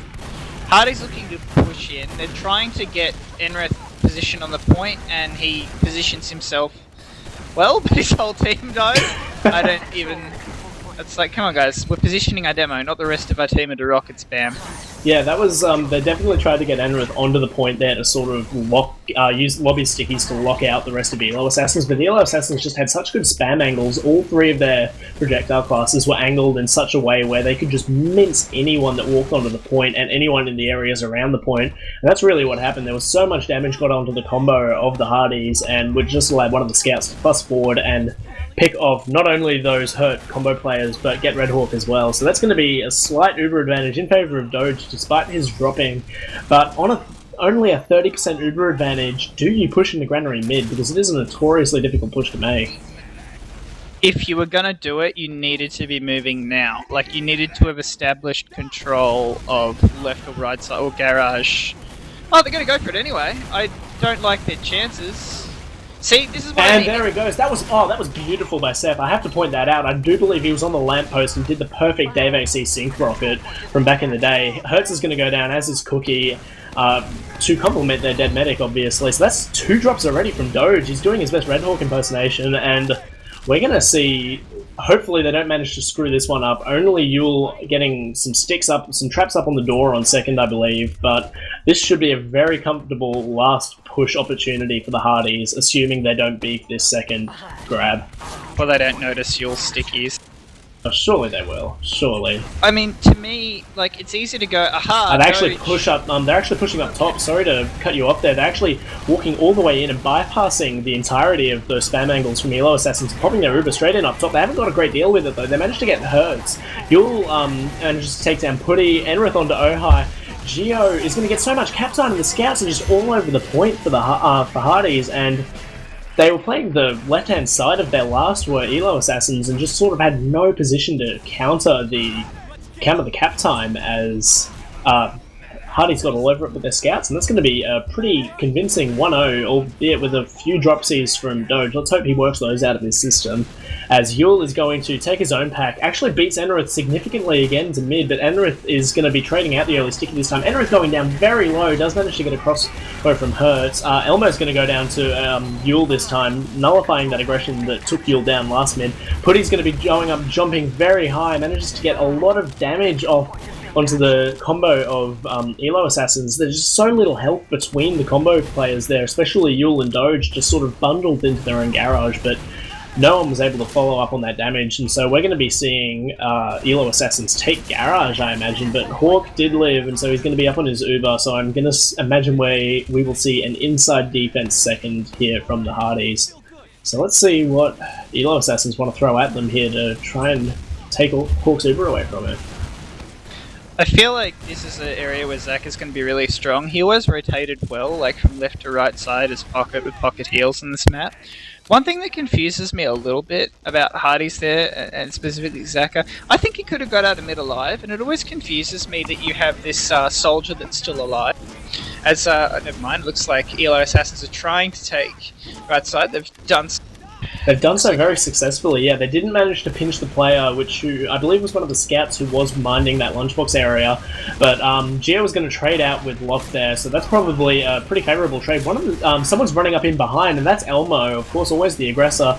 Putty's going to take the solo Uber into them again. Putty just loving these solo Ubers this match so far. Doesn't actually manage to get the multi out, so that's job done as far as Putty's concerned, and they're going to rotate around and deal with that pesky scout of Cookie trying to pepper the point, but Enrith is going to take down Yule, so that should be Elo cutting their losses and backing out of this yard area with no demo man. Going to see some aggression jumping forward here, and Hertz is going to get caught into garage. There's still some players lingering in garage from Elo Assassins, but I would be rolling this player advantage in if I was the Hardies. Cookie's actually run in from, and is run into yard, and is going to be taking on Seth. Actually manages to find Seth before getting cleaned up by Elmo, so that's not really a trade that favours his team. I can see what he's trying to do there. Thought he spotted an opening, but it's not going to really result for anything other than him not being here to help his team defend.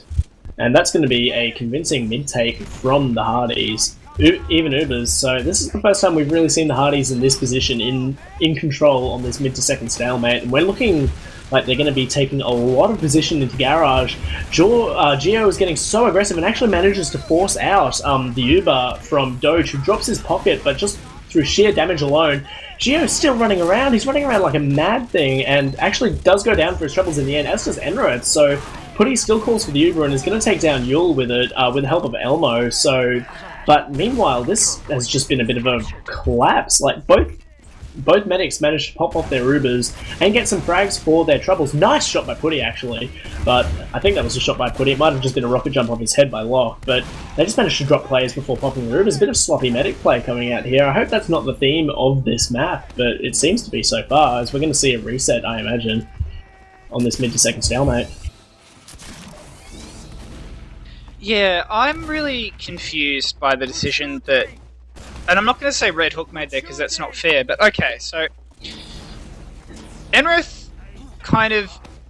Either save him or don't save him. Like, everyone looks so confused there. Either, in that situation, you either want to be like, sorry Enrith, you're on your own, piss off, don't lose anyone else, and then come back in with the 2 scout counter Uber and eat them, or you want to save Enrith. And they were kind of in that twilight zone between, should I save the demo, shouldn't I save the demo? It was really... was just really confused. And the reason I don't blame Red Hawk for that is if you watch, Geo then slammed into Elo Assassins at the garage door at full force, so it just looked really confused. Like, Enrith wanted to leave, Geo wanted to sack, and they didn't use the Uber at all because of it. Yeah, we're going to see this aggressive posturing. Putty's actually going to take the pocket bomb in, gets a little bit of damage off on the combo players, but nothing really to write home about. So that'll be the sack coming out from the Hardies, as we're going to see Cookie just run in, barrel in like a bat out of hell, and take Enrith very, very low. Probably unlucky not to get that frag in the end. I think Enrith was taken down to about 3 HP or something like that, so we're just going to be seeing a trade of sacrifices here by the looks of things, but actually... the flank of Hardies have managed to break in left. A bit of a negligent second hold there coming out from the combo of Elo Assassins. Just actually, they've let everyone in through this left side of the Hardies, and that's a really good break left coming out from them. They're probably going to find 2 frags here. Putty trades out for those 2 kills on the flank players, but Cookie's going to actually force Red Hawks. That's probably a redeeming play as far as his team holding the last goes, but Doge gets forced. Really nice aggression there by Enrith and Seth. Seth is going to lose his life for it, but still 6 seconds left on the spawners on the side of Elo Assassins, and this is probably going to be a Hardy's second cap. I just laughed so hard at Zach in there. Like he kind of had the shot before and just blew up. Like, oh, I've been there, buddy. I've been there. Yeah, but really solid defense. Sorry, I just had to cough. Sorry to leave you in a bit of an awkward situation there, but the Elo Assassins are still managing to make a second hold of this, and they've actually managed to engineer themselves an uber advantage through this, despite Doge popping significantly later than Red Hawk. I think he's just been healing hurt players the whole time, and Putty's going to go down on top of that, so this is looking really good if you're an Elo fan. Yeah, actually, that said, I didn't realise Hardies did manage to get the cap up, and Gio was just going to plus forward with Elmo, take down Yule and Ohai just before forcing off Doge. Hawk's going to pop his Uber in kind in yard, and they are going to be running for their lives. Gio was just going to put a solid meat shot into the back of an escaping Doge, and this should probably be a last push from the Hardies, as Elo Assassins never managed to actually cap up their second. Locke is going to take down Hawk in this exchange, but I wouldn't expect the Hardies to care here. They have the player advantage, only Yule up, and yeah, this is going to be a second round closed out for Hardies. What did you see there? It was a very scrappy exchange on second. I think this is a map that rewards grinding.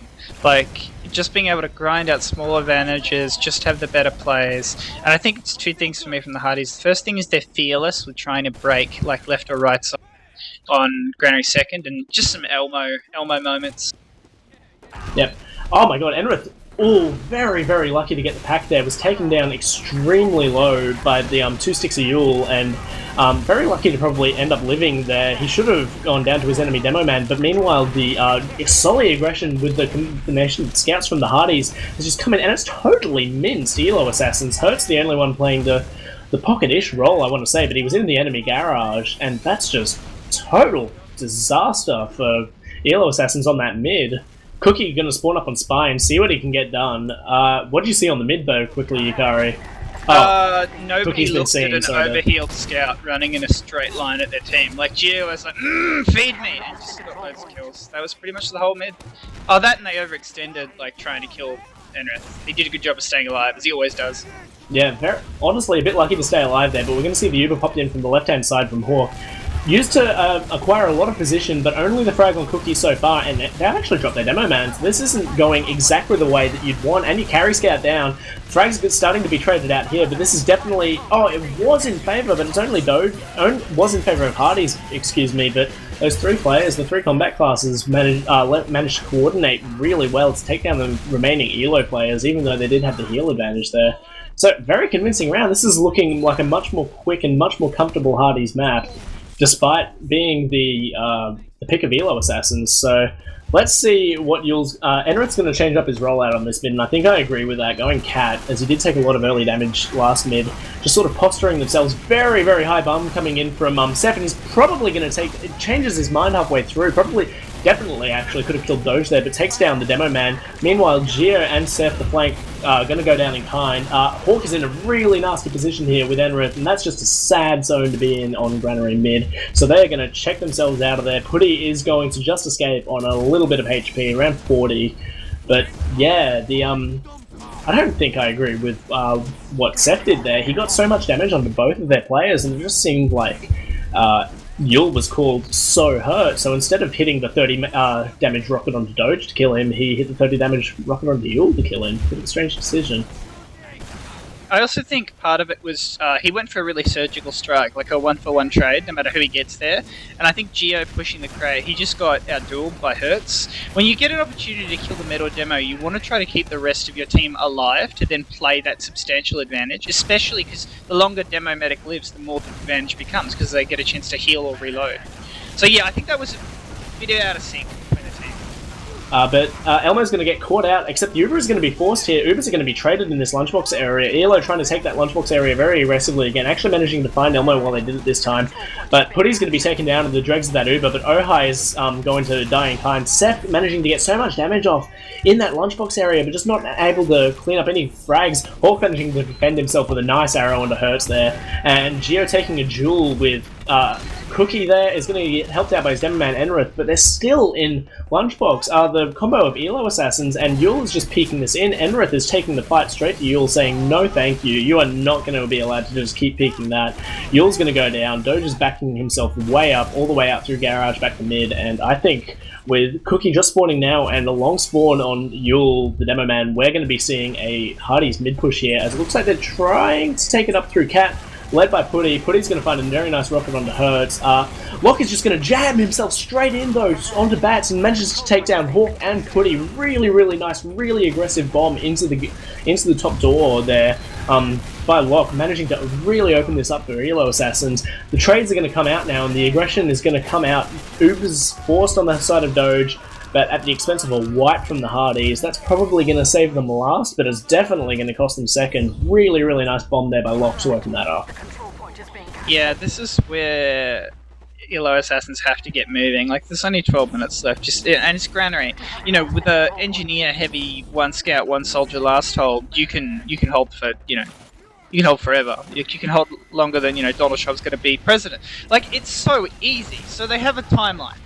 Relevant names, well done. Yeah, and the other thought process for me is I think Elo Assassins are going a little bit too hard on the success Yule's having. They've got themselves into some bad positions, because, like, yeah, Yule's put 3 people low, or, oh, if you'd hit that shot, true, but you have to play the percentages and play the risks, and I think when you're sacking 2 players to try and kill something that Yule's done some damage to, you're going a little bit too hard.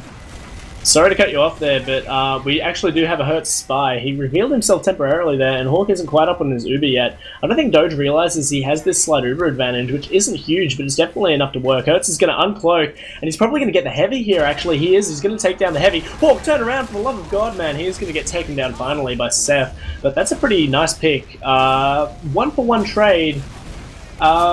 I don't know, do you push off this? You definitely do if you're Elo Assassins by the looks of it, because they are 3-0 down. Ubers are going to be traded up top. The Geo's going to be getting off the sniper, but the aggression is just being punished so hard by the Hardies here, and they're going to take down, just totally mince everyone on the Elo Assassin side. Hertz up as the spawner. Yule is way out of there, realizes that he wants no part of that and is not going to die like the rest of his team did. Doge still not up, a very late death in that push out, so they're going to be taking this mid with a full Uber advantage. They haven't seen Hertz, though, who is hiding behind. He's Sully, and he's going to go for second. He's going to meet Seth there, so I don't know if that's exactly the play to make. He's probably calling for his team to block mid, which he is. He's going to take a duel with Seth on middle, but meanwhile, Hertz has actually won that 1v1 with Seth on second, is going to get taken down by Elmo finally, but they were winning the fight on mid there, are Elo Assassins, which is surprising.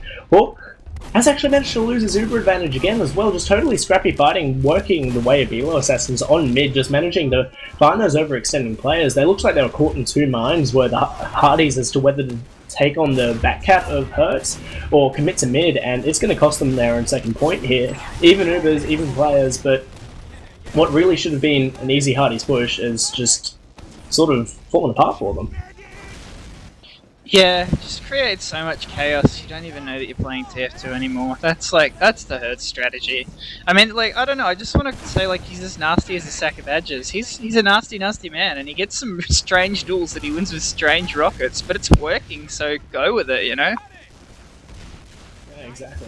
We're going to be seeing Geo Sniper again, no spies up on the side of Elo Assassins, but with 9 minutes left and 3 rounds left, 3-round deficit, mind you, actually, they're going to be sacking in, looks like 2 players here. The Solly is going to get his jump totally denied out the door. Meanwhile, Ohai is going to find Seth, but that's 3 players down. That's a 3-player sack. I want to say to give them credit on the Elo Assassins. They managed to get a fair bit of cap time there, but at the cost of a 2-player advantage. Hawk drops to Yule, though! I've got to get that one to Putty, just not checking his traps. Enrith's on 7 health, and if they go now, Elo Assassins, they're going to catch the Hardies in a very awkward position. Still no heals up. They've really just got to go and hurry up while there are still no heals on the Heavy or the NG of the Hardies players, but it looks like they're taking their time, and they're going to push this up through Lunchbox.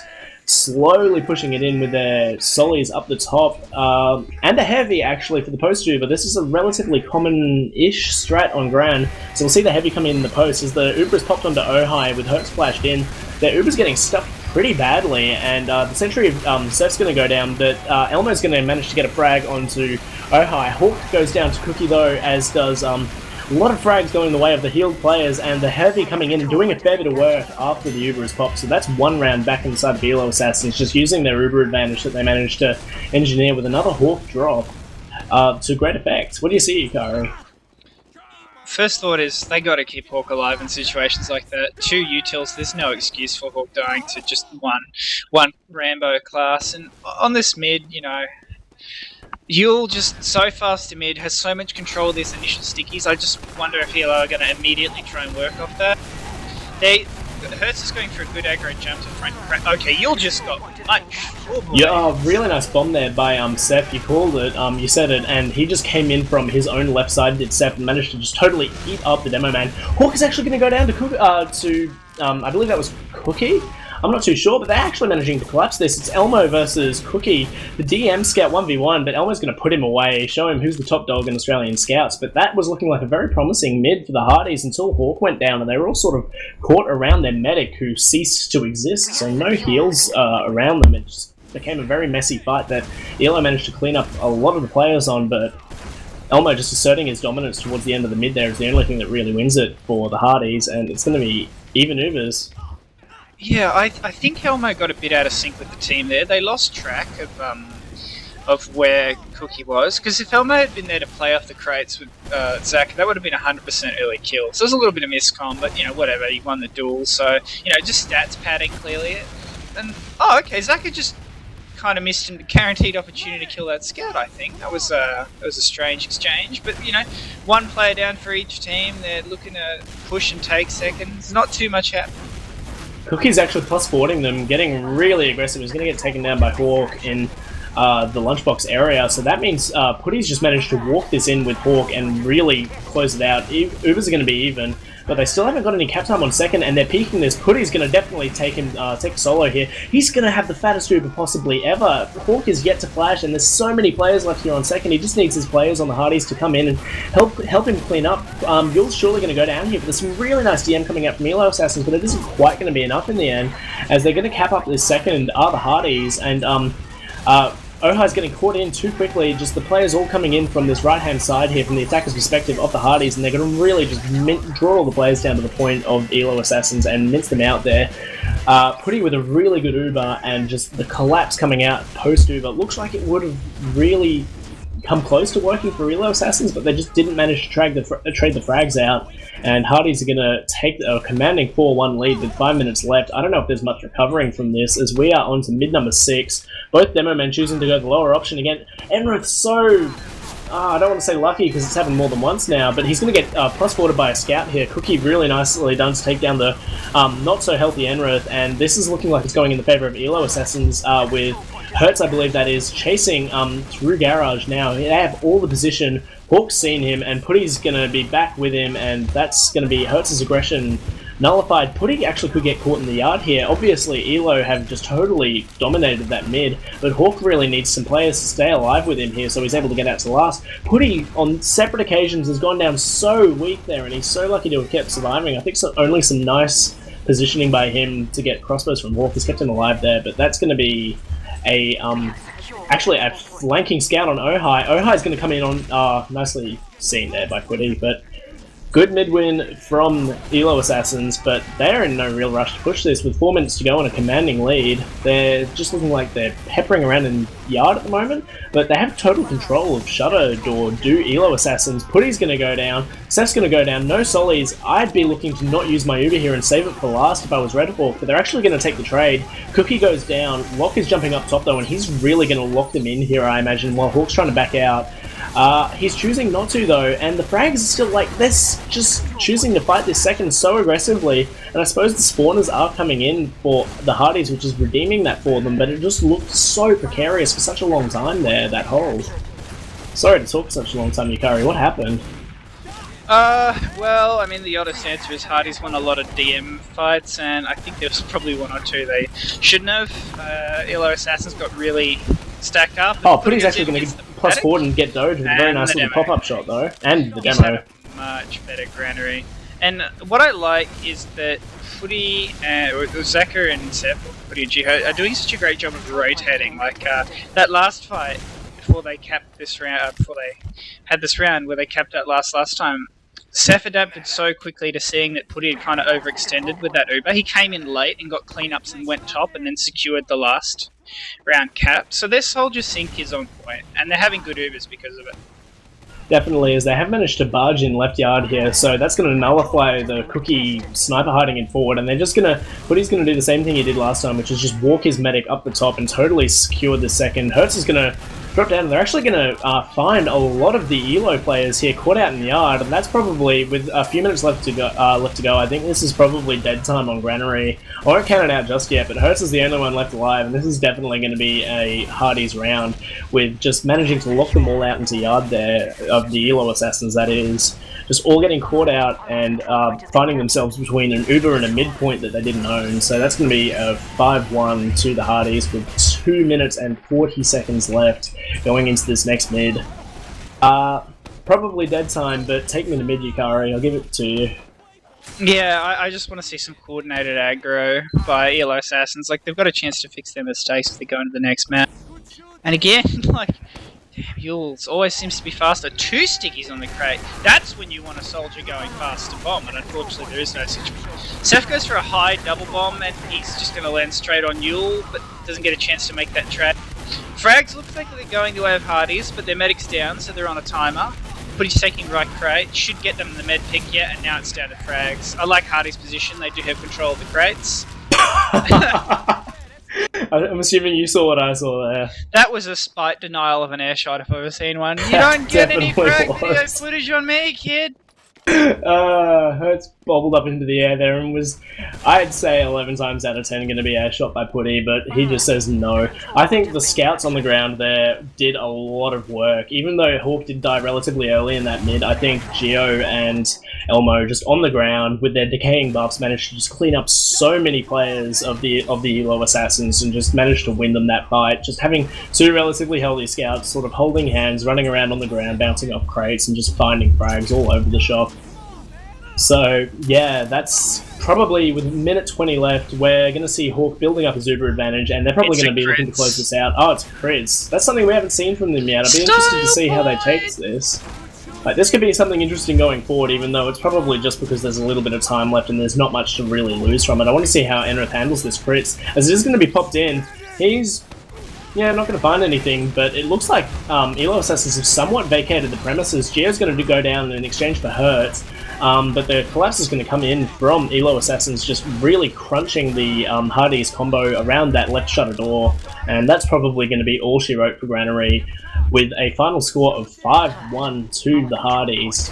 That crits play, Putty's just trying to go, hits a very nice rocket on a Cookie actually, but is not going to get that last cap, and I think we're in dead time here, Yukari, so sort of run down that map for me, what happened?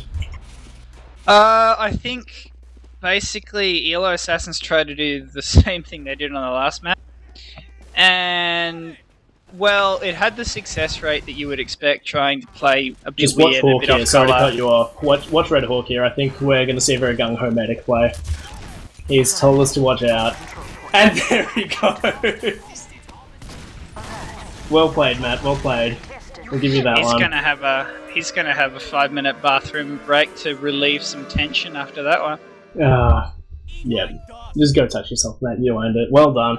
5-1, equalising map. So in this best of 5, this is the ozfortress Season 17 Premiership Division Grand Final between Elo Assassins and the Hardies. And I'm going to be saying that an awful lot tonight. This was map 2 that you have just seen, gone 5-1 in the way of the Hardies after Badlands went 4-3 to Elo Assassins on a golden cap. So we'll have logs up for you shortly, but our next map, I believe... I can't remember what it is, actually. I'm going to just quickly look that up while you tell me... Gully, then Snake. Thank you, Yukari. So, I just want you to tell me what went right for the Hardies on this map that really didn't go right for them on Badlands, and what Elo need to fix. I think part of it was just Putty got similar stats, or Zach got similar stats to what he did last map, but the kind of control and the damage that he put out was a lot more meaningful, because this is Granary. And I feel like he controlled a lot of the Uber exchanges. It's so much harder to throw out real randy moves against an experienced pocket on Granary.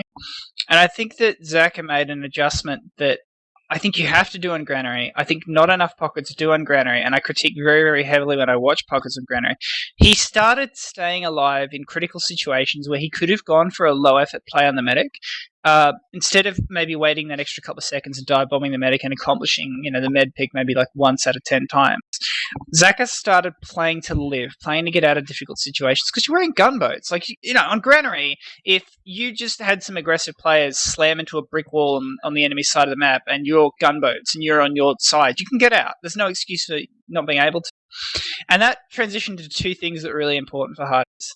The first thing is that because Zaka was generally alive more than not for the second holds, when you've got a pocket soldier and you've got like one other player to kind of control top right, you can do a decent job of defending second with even Uber exchanges or slowing the enemy down, buying you time to get utils up for last to get your overheals out. So that was one thing that I liked. I think the second thing is this map plays very all to what Hardies want to do. Stop, start, stop, start, stop, start. No random stuff, no hurts factor, no spy plays, just form up, heal, push aside, play off your natural advantages of players. And, I think your slightly sharper teamwork when the game is going at the speed you want it to. I also think it's just a little bit easier to control Yule on this map. I think the way that Locke and Hertz play, Granary's not a map I think they look confident on, and I don't think they play it to the level they play Badlands. So this just set up everything that Hardies wanted to do. Seth or Jaiho can take the aim-based duels or the rocket. Do I hit this shot? That determines if the play works or not for me on the midpoints, on the second defenses, and that let Hardies do, what they want to do. Slower, structured play around having better deathmatch, around Putty getting to play a bit more at the traditional pocket, and Enrith sits at the back, putting out the stickies. No rush. That's what they wanted to do. As we go into the process, I just want to draw your attention to the logs quickly, do you have them open in front of you? Yeah. One of the things you did say there, which I found interesting, was that it really nullified the Hertz factor, and that showed neither, on such a solely dominant map that Granary is, neither of the Elo Assassins solis, I don't feel like we were saying their names a great deal, and they didn't have a great impact in terms of their, stats anyway. Their damage was fine, but just... Yeah, looking at the KADs on Locke and Hertz, it just wasn't really their map. They weren't having a great impact. Yeah, the heals tell me the story that a lot of the fighting in this game was combo on combo, like a lot other than mid-fights, of course, which are a dice roll. You can never really tell what a mid-fight's going to be until both teams conduct their mid-rollouts and meet each other. I feel like a lot of this fight was structured combo and combo fighting, and I think the reaction that Hertz and Locke as soldiers have to combo and combo fighting at the elite level is kind of jump in and make space for your demo. And Putty or Zaka's response is no. The demo is not getting 30% heals this game. I get 30% heals. I'm going to work situations. I'm going to play more passively on my medic. I'm going to line up those defensive rockets to keep scats away. And we're going to win by more of an attritional, numbery type grind. And instead of aggressively Ubering into you, which I think aggressive gunboat soldier Ubers are probably the worst plan ever. It's so easy to tab a scout in and just eat people. But on the defense, that's where Zaka gets some room to work. Offensive gunboat Ubers, pretty crap. Defensive gunboat Ubers, particularly in Granary and particularly in second, where you're jostling for the health packs, or last, where you're jostling for the pipe, that gives Zaka some room to work and find some meaningful connections. So, yeah, I think that's a large factor. And I'd be willing to bet, because I haven't actually looked at the heal stats, but I would be willing to bet that you'll probably got 30% heals, hurt somewhere between 15 to 25. It just looked like that type of game. Yeah, you're actually right. We got that up on the stream at the moment. Yule with 30%, Hertz with 20. And yeah, sort of teetering down from there, whereas Zaka, or Putty rather, commanded a lot of the heals on getting 33 on the side of the Hardies with a much more traditional heal spread there. Yeah, I think that's the right way to play it. And, if you're constantly sacking your pocket on Granary and you're constantly, I don't know, maybe Ubering a solo scout in bad situations or not giving him the heals as he pushes into mid and attempts to take ground, like a certain American TF2 team I won't name that crashed and burned at a certain international level, you're going to get a high performance out of your pocket soldier and you're going to get that slow, structured gameplay that allows you to shut out a game 5-1. Does anyone really feel like 6 rounds passed in that game? To me, it just felt like Hardies kind of won like 2 rounds and we're never a serious chance of losing. It's about control. And if you don't back your soldiers, you don't heal your soldiers, you constantly sack your soldiers, in situations where you need control and you have to value that control, you're going to run into a bit of a brick wall. And that's like why the crazy playmakers on soldier like Mike or Seagull are so scary. They can do everything all the other soldiers can do. They can have that control. But they can also make the super sick, ultra fast, like crazy, Hertz plays that we saw on the first map. And that just played to everything Zaka wanted to do. Yeah, pretty much. We do have 10 players in the server here in the server, and the config getting exec going to map 3 process with it tied up 1-1 in the series.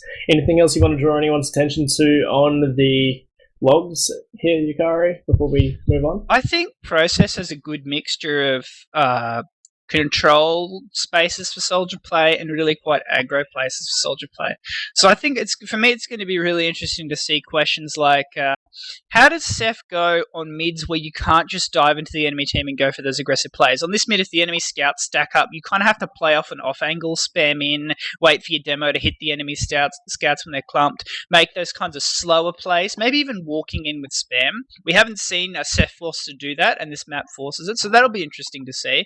I want to see if Locke can make some really aggro, like get in there, like up to your elbow type plays, because we haven't seen that much out of him. It's mostly been Hertz initiating that, and you can do that on process, but let's see what Locke's got in that department, and then just more of the Zaka and Hertz experience that we had on the first 2 maps. Let's see how they go playing the opposite style. Zaka playing a bit more aggro, Hertz playing a bit slower, because I think you have to on this map. You have to be balanced as a soldier in your attributes, because everyone else seems to be having their moments.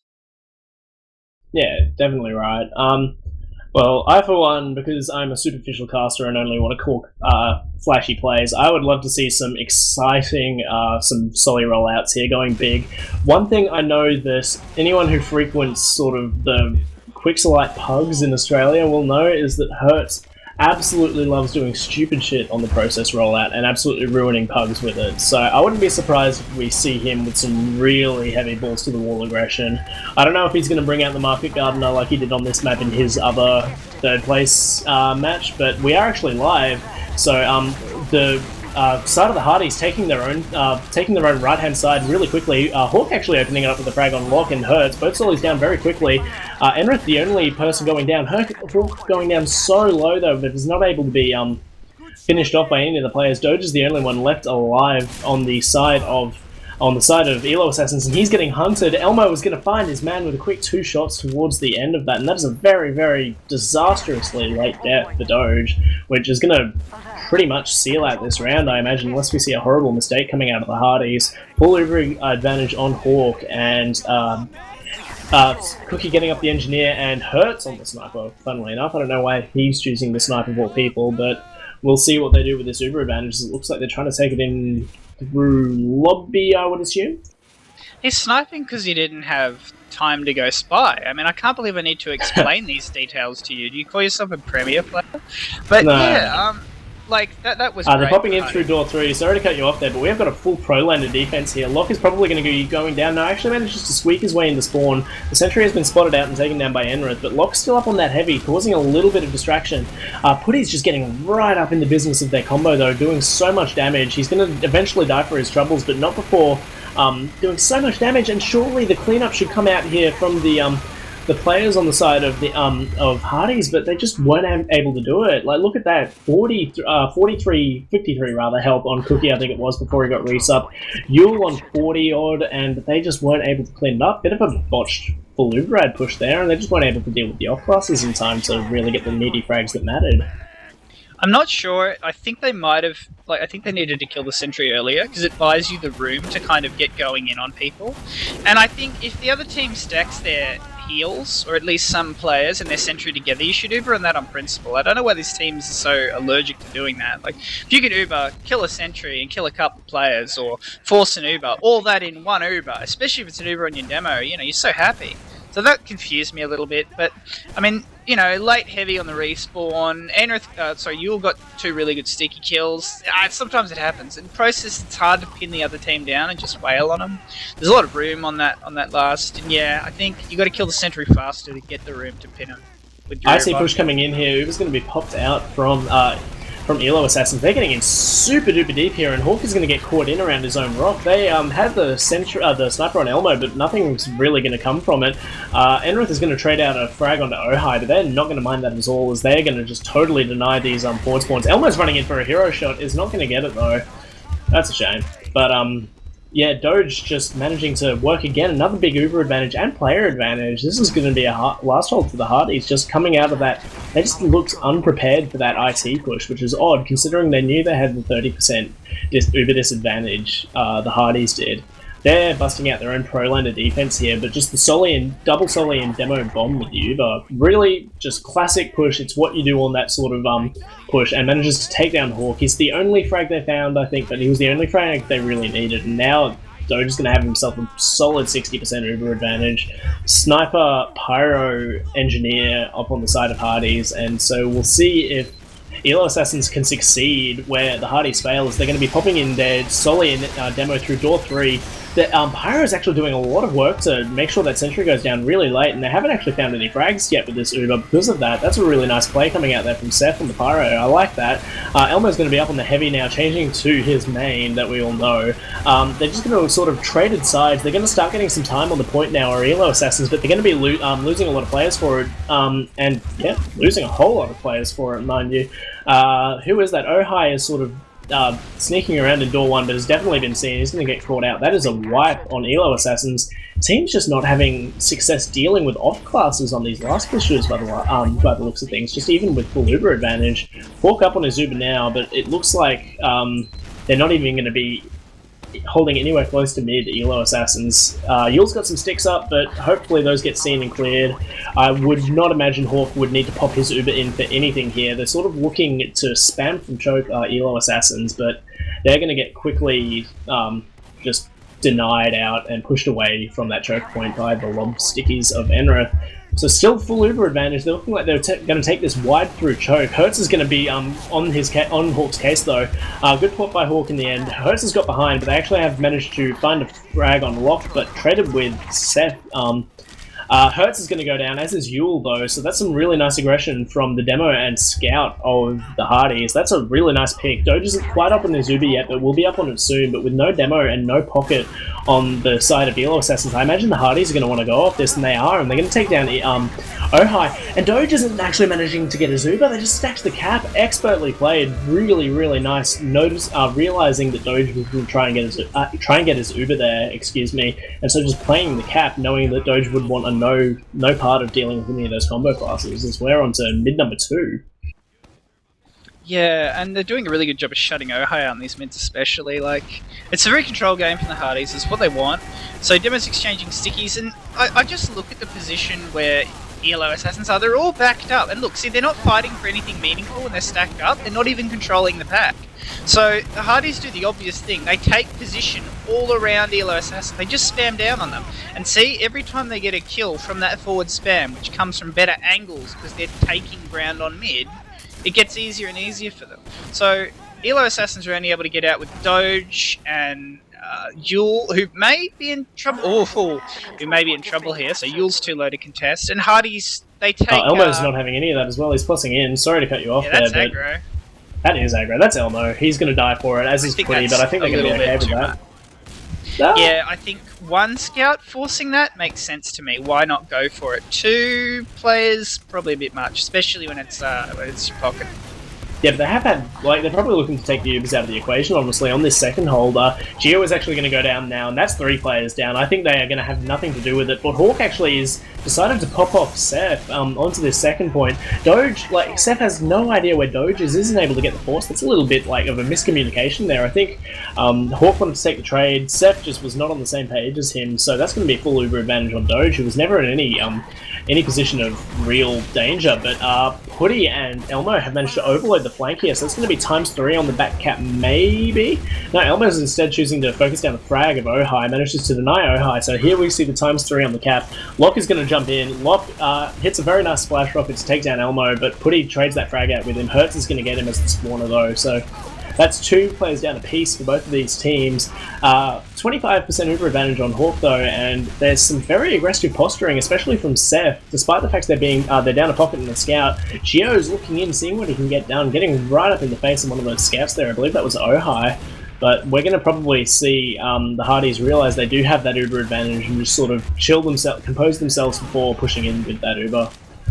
See passive positioning coming out from Elo Assassins too. I think, like, a large part of these exchanges, it's just whenever Hardies are at a disadvantage, they're just occupying time. And so we've got the Uber being pushed in by Zaka. This is a really early Uber charge, but I think they can at least catch Hertz, and they can wrap on a Cookie here. That's really, really good awareness from the combo of Hardies, and they really should kill Ohai here. I don't quite know what that was. Like, Zaka kind of had a bit of a brain freeze, I think. Wasn't able to get those rockets in. Yeah, but this is looking actually really dire for Elo Assassins, because they have actually been backcapped by a scout and a demo man getting out onto that second and taking the mini spire, or sorry, forward capped. I'm getting my positionings confused. It's a little bit of a flip-flop there. It looks like it could have been disastrous, but yeah, they actually do manage to walk themselves out. The combo of the Hardies, despite being so far committed, were Geo and Redhawk, so even Ubers, I sort of missed a bit of that push there. Sorry about that. Seth on Sniper, so that's a different Sniper. We haven't seen him up on Sniper so far. He's going to be up against the Cookie Sniper, which is tried and tested. He's going to be looking for an angle onto door 1 or door 2, I believe.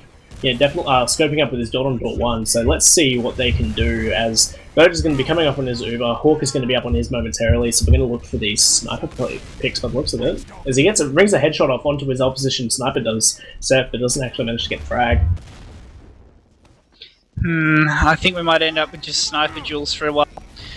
One thing I'd like to see out of Hardies, and I mean, you know, you're good shot by Cookie actually to take down Putty, sorry to cut you off with that. Putty, but I think just start trying to get players in. Like, not so much as suicide as in like throwing 10 players at them, but find an opening where the player's not watching it for a few seconds, send in 2 or 3 players together, and have Enrith actively spamming from a door. Just get active with your suicides, not, oh, let's do a shout out, shall we? Paddy and Free State and die again and again. Let's get people active at a door, pushing the door with heals, Enrith spamming, you know, just throw enough mud at a wall and it'll stick. If you just suicide in one player and run Sniper, it's going to be waiting forever for things to work out well for you. Looks like Putty's going to take an aggressive Uber in through door 1 here, which was interesting. It wasn't being watched so closely. He's going to find Locke, but he's going to find a much later pop onto Doge, but they actually do have the Sniper down as well, who's just going to be back on the field now, so Uber advantage temporarily in favour of the Hardies here, and they're going to rotate around this far right. I like this decision to use their Uber advantage to just buy a lot of position. Geo and Elmo both trying to get cap time, but they're getting it taken down by the scouts, cleaning up on the Demo Man's damage. Hawk's caught in here, so is Seth. Hawk is caught in it. Hawk is caught in here. He's probably could have got out there, honestly, but just looks like he was committed to dying, so just decided to die. Almost going to spawn up to the Sniper. I liked the idea of that push there from the Hardies, trying to take that position with their player advantage, but then when they tried to bait the cap, they just lost all their players to it, just getting absolutely eaten by the scouts and the demo combined with Velo Assassins. So Elmo's going to be up on Sniper. There's a duel going off in Sewer, but yeah, see what happens. A big Uber advantage on favour of Doge as well, so this will be an imminent mid-push from Elo. I think Seth is regretting going sniper in that situation. Having him as an aggro soldier to really get on top of them in that fight, like rolling out really fast, I think that could have swung it. But I mean, yeah, it was early Uber in from ELO, and will they get Hawk? I don't think so, but they've got Enreth, and that's meaningful enough. I don't And think they've got Seth and Elmo as well, and Geo. Ohai's just beasting them on this second here, just doing work on that pipe, and we see Hertz trying to chase, right idea, just sort of rocketed himself in the face there for a second. That, again, like, I don't want to say they were totally caught out. Locke's actually in onto Red Hawk, but does get taken down by Elmo. Hawk never in real danger there, up with a 40% Uber advantage, but as Hertz goes down as well, I want to pontificate, but they just keep trading out frags here, so it looks like Elmo is going to just stop the cap. Really nice. They will have to be mindful of a back cap there. Lots of air shot attempts going off. No one's going to hit it, so did he pipe himself to death there? I think that's what that was. That's one way to kill the enemy demo. Kiss him with your forehead until he dies. I mean, of course Putty would go for that play. So that was a good series of frags from them. No, was that forehead joke, man? So, well, you know, I may as well drag you down with me since you keep apologising. No apologies from me. So Hardies take mid, and they're probably not going to be able to use the super advantage, but they go screw it and do what we want anyway, like Putty just imposing his will on the game. And Locke gets caught by Hardies. He wasn't able to make anything meaningful happen on that pack. Oh, hey, guys, down. And that's a two-player advantage. And I really hope Doge doesn't have to use here, because if he does, they're going to get screwed. Nevertheless, Putty actually gets found out by Cookie in the lobby though, so that'll probably... Actually, no, Cookie's down as well, so that's... And here comes the Uber from Hawk, aggressively using in. Doge is going to milk that really nicely on his soldier, realising his soldier wasn't going to go down anytime soon. Had at least 4 shots worth of scattergun hell to live off, so he pops that late. Hawk realises it though, and they position themselves really well to get out due to Hardies, so we're probably just going to see a reset here, I would imagine. Geo is still down, so Hertz and all the Velo Assassins really sort of posturing in this lobby, looking like they maybe want to go for something. They're just not really quite committed. I think Hertz is just committed to a bit of a forward hold of lobby here, and they're not going to really see any more further aggression from that. He's just baiting out his demo man's traps, and so yeah, we'll see a reset here with Geo on sniper. Let's see the ridiculous flick snipes going off. But can Geo snipe? We're going to find out. Tune in next time. Like, no, don't go anywhere. Don't go anywhere. He actually does manage to rattle off a headshot onto Hertz that was in lobby. Yeah. Hertz is on 150 ping though, so he probably didn't hit Hertz. He probably hit the wall next to Hertz, and Val was like, "Let me help you with that." Well, that much ping, he probably hit Hertz's nose, and it registered as a headshot. But yeah, I'm surprised they haven't paused for that actually, because it looks like it's a 150 constant. Geo's actually going to peek in through door 1 and get the Cookie frag though. That's the NG down, so that'll probably open it up to span down his sentry, perhaps. But it looks like there's some very poor health on the side of the Solis of the Hardies. Putty's going to go down. Did you seriously do a nose joke? Well, screw it. We got to go for broke now. As Putty, you know, having a rather large appendage of his own, walks into spam and gets absolutely dropped. Hertz managing to avoid the appendage problem so far. Hasn't even hit his Uber. He's ready to walk to corner with it. Oh no! He's actually going to find this Geo sniper as well. He's going to push really deep into Solid. Nice trap by Enra, just baiting out the lock jump. Knew we would get him with the sticks. And Hertz hasn't actually managed to find Geo either. There is still a full Uber advantage on Doge. Really, like, I'm being impressed by Doge on this map. He looks like he's sort of cleaned himself up and really using his Ubers in an intelligent way. He looks much more comfortable on process. And it looks like they're going to be taking this push through choke now, and Elmo and Seth are actually going to break through sewer. That's an interesting play. They're definitely going to... Oh wait, no, Doge dropped to the fully charged body shot from Geo, so there's the answer to your question. He can snipe, even if it is dirty body shots. He's getting results, and it's just Yule left alive. I'm sorry I missed that, everyone. Yule is backing out through door 1, but that is a big pick there by Geo. That's the biggest pick you could possibly get. And so with Hawk going to be up on his Uber in about 10 seconds, I'd say this is probably going to be... It's definitely going to be an imminent last push from the Hardies. Let's just hope they don't beef it like they have their last Uber advantage pushes. Yeah, well, we've got our pause. I can only presume this is because Hertz has had enough with whatever internet company's providing him with internet. He's kicked out the can. I hope it's Hertz. Like, I mean, you know, we've already made enough fun on his expense. He needs to get one over us by forcing the game to be paused. Yeah. So, you know, you've been asking me questions all day, and you've been cutting me off. So maybe let's spin this around. Why don't you tell me what's up? What's the trends you've seen in this game, sir? Well, I think like I said, I sort of mentioned it earlier, I've been impressed by the medic play of both of these medics. They haven't made any, like, gapingly huge mistakes. Like, we've seen a a couple of just sort of brain farts, for lack of a better word, on the other maps, but they're looking much more comfortable on process. But that said, we're going to unpause, but the other trend, that plays into the other trend I was going to notice. Gio's going to have a very aggressive sniper peek because he's almost redundant at this point with a full Uber advantage. I think they've both been having trouble dealing with heavy off-classing from the other team on the last. We're going to see the heavy up on O-High, so I'd like to see how they deal with that. They look like they're going to take lobby now, are the Hardies, and try and get something done with Zuba. What? What was Two that? snipers from ELO Assassins? Like, okay. This is the old Broda strat, the mate. mass It'll work. New Zealander strat. That's Broda. Get out of here with that. But they're actually going to pop in through door 1, door 5 rather. Get a lot of time on the cap. That was much easier than it should have been. I'm going to put that down to some really, really poor positioning by ELO Assassins. They were just all so much up on the bats, like looking to kite the Uber, that there was really nothing stopping the Hardies from just getting on the point, and get on the point they did, and just close that one out really quickly, really convincingly. Well, if the other team's going to run 2 snipers and a heavy, I think you have to, like...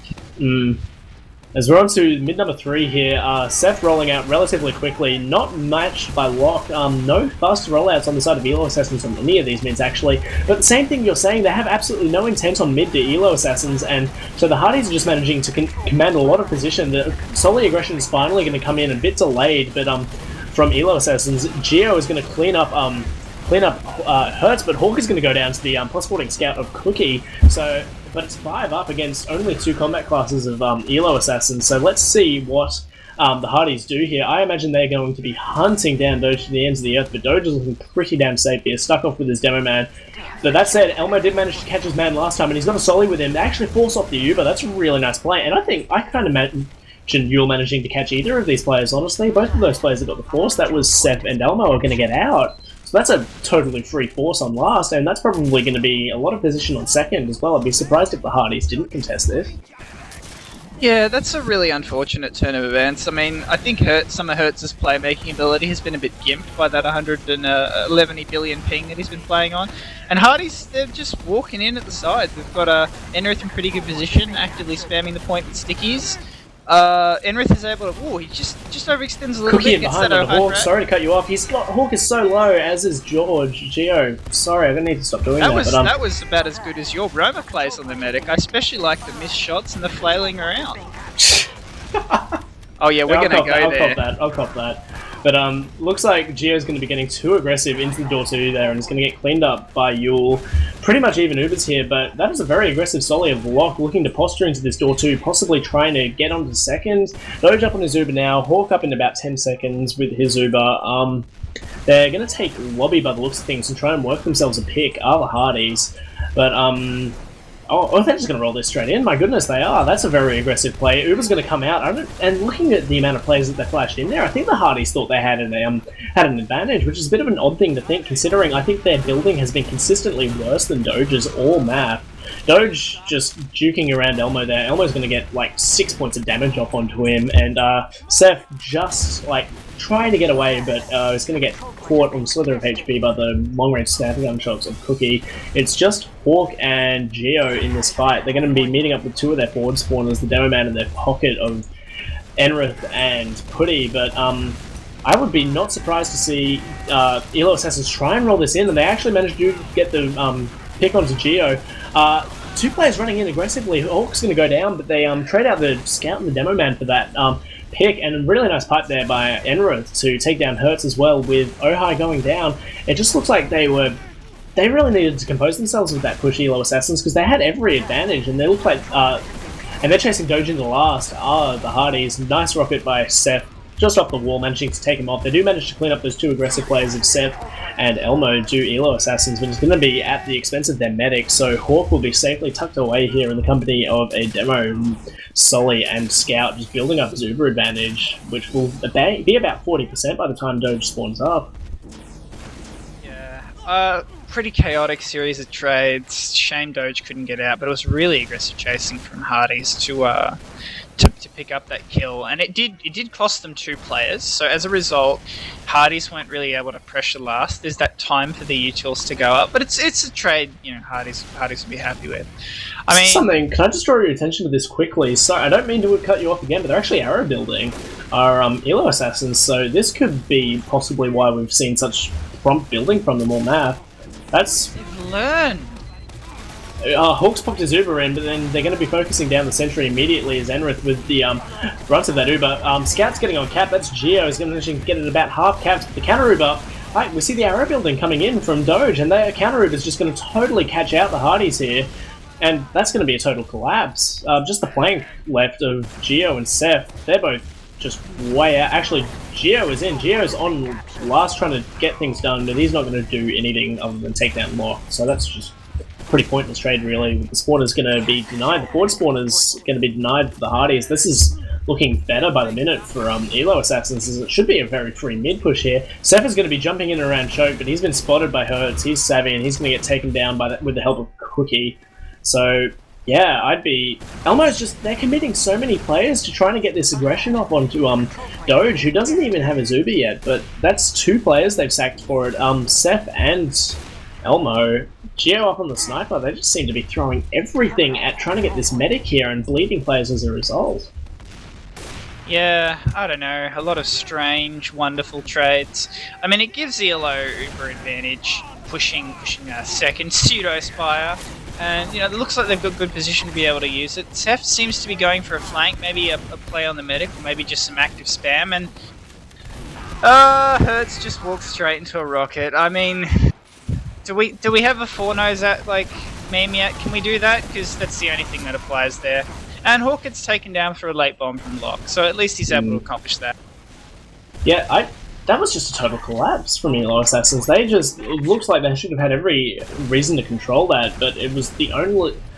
but they just ended up collapsing, losing all their players, losing Doge, who's just, because of that late aggression from Elo Assassins, is going to be spawning up a little bit before Hawk and getting a super advantage going. They're not doing the arrow building anymore, which is interesting enough. Looks like they're saving that for last holes, which is a pretty solid strategy. We've seen them work it out. But Geo's still on the sniper, so I imagine this is probably going to be only a 20% Uber advantage for Doge, which is pretty negligible. But with 7 minutes left and being down 2-0, we could see them push off it, because they are building this, and now it's grown out to a 30% advantage just due to that arrow building, so they're really all over this, Elo Assassins, except Geo's going to peek out the main door of Sewer and just dome Mule. So Geo can definitely snipe, my friend. That is not in question anymore. Seth is going to trade with a very dopey Cookie space smash there. Uber's going to be popped out from Doge, though. He has dropped a lot of his players, but they have managed to isolate Enrith and Hawk and take him down. But the back cap is on from Elmo, who's just managed to get so much cap time. Enrith, realizing that his combos, for lack of a better word, just totally, absolutely buggered there, and so managing to get something done. With the cap is going to be finished off by Putty. You're getting body shot there, but I believe, by while trying to shut down the Geo sniper and going to get taken down by Seth. Seth's going to look to possibly contest. No, it looks like they're going to be content to hold this, but Doge is going to be rolling into mid with both of his scouts in tow. The scout chariot with the medic, and they're going to find Elmo in the sewer before they actually get entrance. But Seth is in behind. Is he going to find anything? No, I think he's just going to get caught out on bats. Again, Hardy's bleeding a lot of players, don't you think? And Putty. I don't even know what this game is anymore. It's kind of evolved into just 2 people beating each other up on the ground. There's blood everywhere, Geo's getting some nice sniper shots, but there's not a lot of structure or planning. It's just a wild punch up, and I think that's playing a lot better to ELO. They've been able to stall out Hardy's momentum and stop them getting that all-important 3rd round. They have every advantage. They're pushed to second. Nice rocket by Seth as well. But he dies, and that gives them a 1-player disadvantage, as ELO perhaps looking to push last, but they've got some low health on players. They're going to need to push right on the dot now if they want to use the super advantage meaningfully. And I think they're going for it. They've got the crit heals on Oha, so they might as well go in. Yeah, that healing up of the players did manage to get the Hardy's level 2 sentry gun, which is going to be very promptly taken down. Oha going for a lot of time on the cap and is going to get killed very quickly. Hertz goes down, lots of frags traded out, lots of players just dropping to the ground for both teams, looking like they were wanting to play the point where Elo Assassins, and they're just going to get totally mopped up by a lot of concentrated spam on that point. Hawk does go down, which is probably going to come into play a little bit later. They are going to be even Ubers on this going into this next passage of play, but that's going to be a very, very comfortable second take for the Hardies.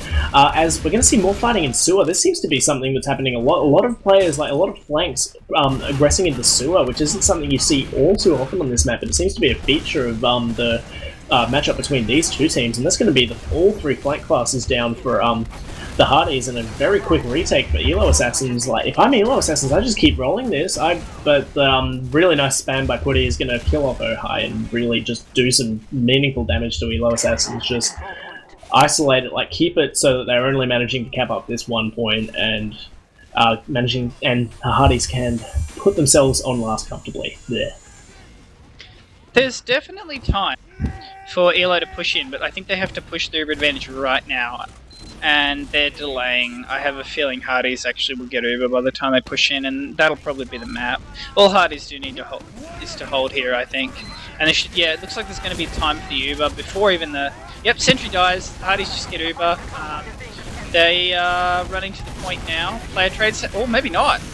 Ooh, that's very dangerous. That's a lot of cap time going down for Elo Assassins as the counter Uber has finally popped out of Red Hawk. So we're going to see 2 frags traded out with that Uber, and they're going to be looking to push off with those 2 frags. I would not be surprised to see one of the Elo Assassins players. And there he is, Cookie is just going to get taken down by Seth on the heavy. He went for the hero back cap on a tiny little bit of health, but he only needs a tiny bit of health to get that tiny bit of cap time. We're going to see Hertz taken down on second, and possibly Locke as well. He's going to get caught by Spam Rocket in the choke after committing very deep to that Spire defense.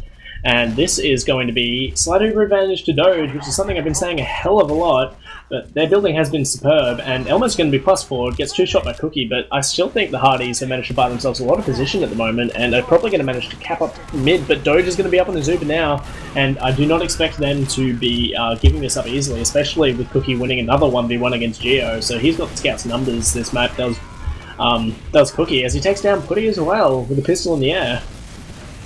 Big advantage coming into this second push for Elo Assassins, as they do drop their Roma, but with a full Uber advantage and catching out the medic in the lobby there.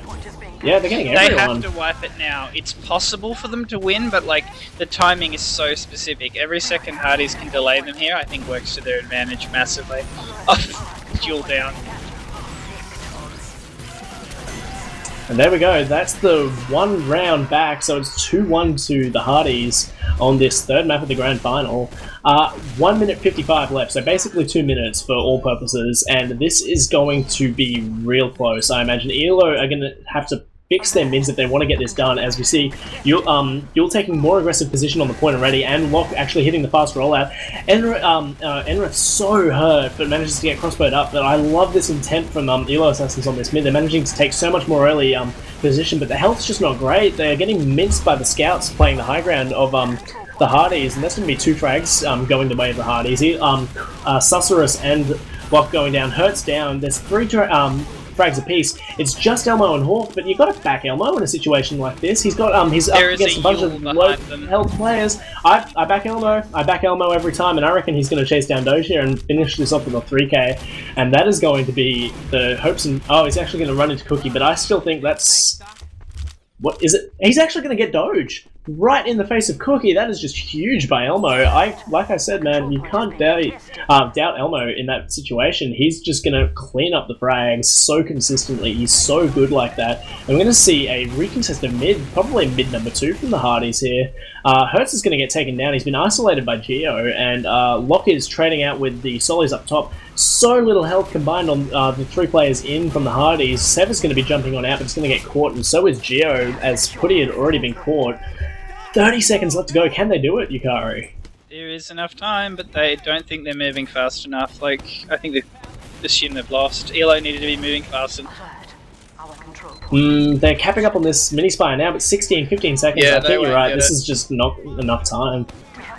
It's very strange. Like, I mean, even if they couldn't get this, although the 9 seed, yeah, they're not going to get it. But yeah, I thought they had enough time actually to zerg the point and try and go for this if they'd gone fast. Surprised they kind of like, we're not going to make it. Yeah, you're going to have that sense of urgency. This is the grand final, man. Leave nothing in the dressing room. 2-1 to Hardies it is, then.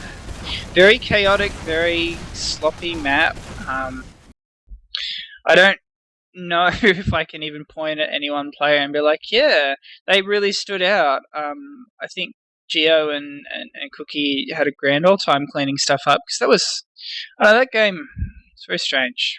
Very, lot of strangeness, a lot of randomness, and I think that was Elo's plan, and they almost got there.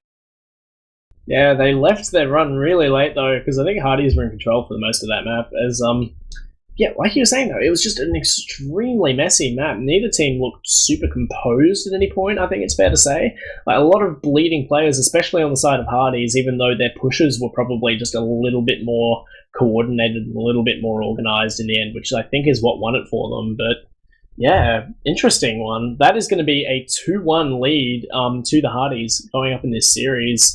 Best of 5, ozfortress Season 17 Prem Grand Finals. First map was Badlands, if you're just joining us, which went the way of Elo Assassins and the Golden Cap. Second map was Granary, taken very convincingly by win difference, I believe, by the Hardies. And this is the third map, Process, which has just gone the way of the Hardies 2-1. We're off to Gullywash next, Yukari. So as we get stats up on screen, what do you think going forward?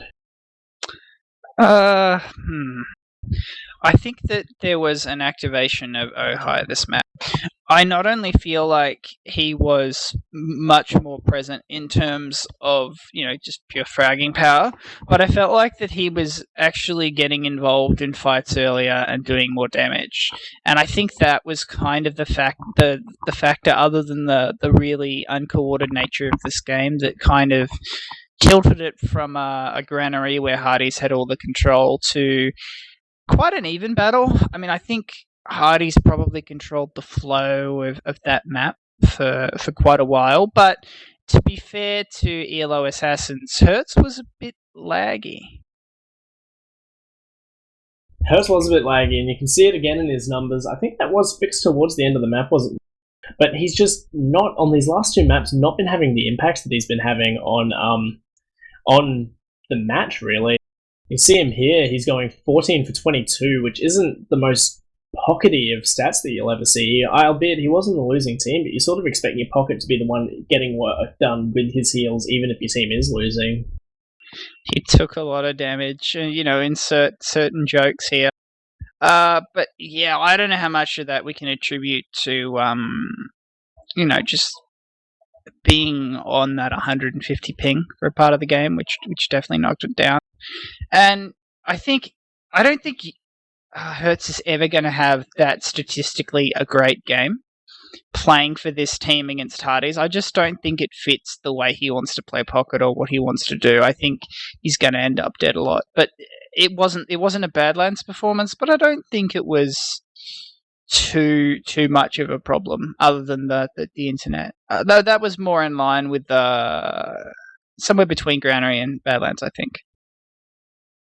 One thing I want to point out, though, is the highlight player in my eyes on this map was definitely Geo. He's been having really good impacts, in terms of cleanup frags in these first two maps. This one, he's second top damaged, only out damaged by Putty, his pocket. Gone 25 for 15 with 15 assists as well. So, and mind you, he was sniping a fair bit that map as well. So, Geo's turning up. I think that sniping probably inflates his stats a little bit, but he was the sniping was actually pretty impactful at points, and he's been the best sniper we've seen so far. He looked way more impactful than he did on Badlands, so I think he's showing some consistency in the performance now. We're starting to see what he needs to deliver to be relevant. But yeah, I think the scouts are starting to come online for both teams. It's not just Cookie getting his cleanup frags, getting his damage, Elmer getting his impact kills. All the scouts are contributing in their own ways now, and that's making the game a little bit closer and a little bit more entertaining. I think so. Okay, Gullywash, map 4.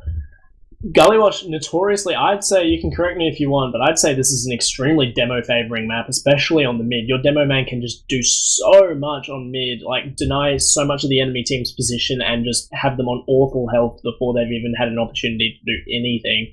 So, what do you think about these two teams going into this? Do you reckon it's going to come down to Enrith and Yule on the mids? I don't think Gullywash is ever really actually defined by direct demo v demo matchup. It's a demo-dominated map, but I think a huge part of it hinges on the space that you can create for your demo.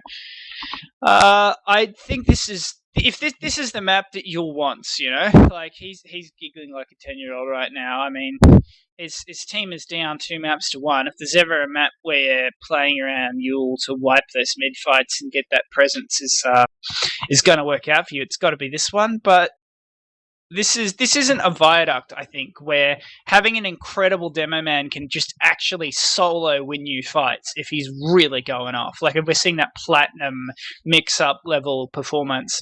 Gullywash for me is your scouts create space by defending your demo and you time your aggression off that. So this is going to be a team effort, and I think Gullywash is kind of the map that... This is the map that I think Elo Assassins want, because they're pushed in the corner. This suits Yule just fine, and this is going to suit them playing the way they did on Badlands. So very much around Yule, expediting Yule, giving him the room to just kill everything. And maybe they'll even throw out a few surprise crits, because why the hell not? Yeah, we haven't seen that at all this match, other than that botched sort of dead time last push on Granary.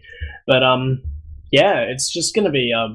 I'm looking forward to this one because I think we will see a little bit of creativity. It's going to free up the soldiers of Elo Assassins a little bit on the mids as well, because you don't have so much of a defined role as a Soli on the mids, I don't think. You've got, like, obviously there's always, like, space denial, all those standard pocket roamer things, but I think you've got a little bit of room to be a little bit creative as well, and just sort of, like you said, all you really want to do is open up space for your demo to get shit done, and that's what this map comes down to, and...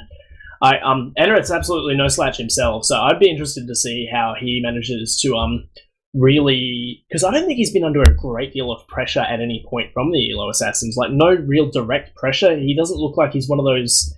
he's had any positions this so far where it's just been like an oh-hi or a cookie just constantly up in his face. He's just been able to sort of do the Enrith thing and pump out some pretty consistent solid damage from just standing behind his meat shield that is putty. So I'd like to see probably, like, as much as Yule needs to do a lot of work here, I think they need to sort of take a few extra steps to let Enrith do a little bit less, because I feel like he's just sort of gone underappreciated by the side of Elo Assassins so far. Yes, but I think that there needs to be a disclaimer there. It's like that thing that gets talked a lot when we talk about, your fighting sports, your mixed martial arts, your boxing. It's not just about pressure, it's about the threat of pressure. In Granary, I'd argue we saw Elo take the equation too far. They're diving in too hard on Enrith. And Hardies' response was, okay, well, you want to go in on Enrith. We're going to do a couple of things to make you second guess. We're going to have Enrith play a little bit more defensively, and he's going to hit that sticky on your roamer on the way in. We're going to have a scout with him. So at best, you're going to trade 2 players for our demo, and it's going to be after the demos have exchanged stickies. So it's like where demo's at its weakest, so then Hardies can counter back and really eat them in that time before Yule's able to reload. Or let's just let's do the opposite. Let's have like Enrith being like, yeah, I'm going to die. Let's just like YOLO and go in and just go really hard. So I think you have to threaten Enrith, because Enrith's default reaction, if you push him, I think, is to back. So I don't think you need every game, every meet, every situation to go in on Enrith and kill him. You need him to back up, because then Enrith backs up, Yule steps forward. Yule has a little bit more room and better position to start lining up those stickies, lining up the I sticky this guy, combo play with Cookie, combo play with Hertz, whatever. That's where you really start punishing Enrith. You have to kind of train Enrith to react the way you want to. And if you just only diving him, if you're only like, let's get some players in his face, I think it's too easy for Hardies. They're too experienced to fall for that, and it's too much in what Enrith is used to. You have to go on him sometimes, some ultra fast rollouts, mix in the pressure, different types, players in his face, players standing off, players threatening, players jumping to the left, right. You've got to combine all those things together if you really want to get the right result. You can't be a one-note team against an enemy demo, especially when your strategy is built around enabling your demo. Because if you throw 2 players at their demo, what's to say they can't be sneaky, throw 1 player at your demo, kill him, and now you've just lost the trade, especially because yours where you had that advantage. Yeah, you're exactly right. As we will be going live soon, we have 11 players on the server. Seth is doing his classic Seth restart PC, restart TF2, restart something, because that's what's been going wrong.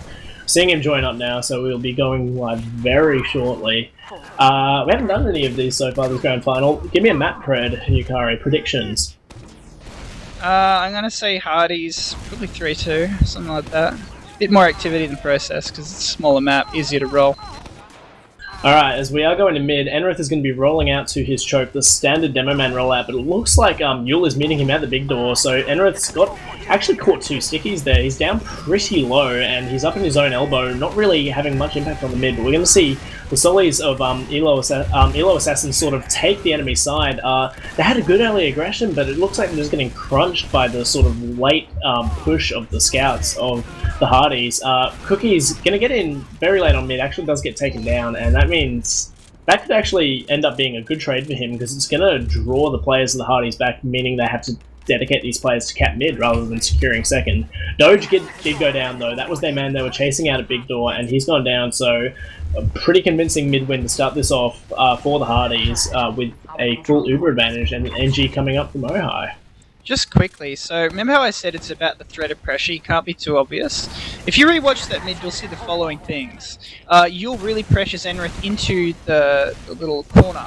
And then they push into where Enrith can hit them. He's out of the way. He can't pressure you. Why then push into Enrith and give him what he wants? I don't understand that. If Locke and the aggressive scout on the right side had just ignored Enrith and gone for the team, I think they wiped that mid quite easily. Yeah, that's exactly right. I'm just going to call out Ohio here. He's not doing optimal NG. I don't think he's using the Rescue Ranger here, so he's a noob. But we're going to see the Hardies taking this Uber in through Riverside. Geo and Enrith are going to focus down that sentry pretty quickly. It is going to go down. No frag's gone down as of yet, but almost everyone in the Elo Assassins has been forced into spawn, so I'm surprised the Hardies aren't getting on cap here. They really should be getting on cap about now. Yule is playing in that river area with his water area rather, with his pyro, and he is going to get taken down eventually after those players coming out to spawn were sort of funneled into one area and cleaned up. So very quick mid coming, quick round rather coming out of the Hardies there, and we'll see what Elo are able to respond with on mid number 2. You'll go in big door again. Yeah, I think they did that right. Just, stack the cap after you get a few frags. And you'll, again, very, very fast to mid. Pressure on top of Enrith. And again, this soldier goes for it and is instantly counter-fragged.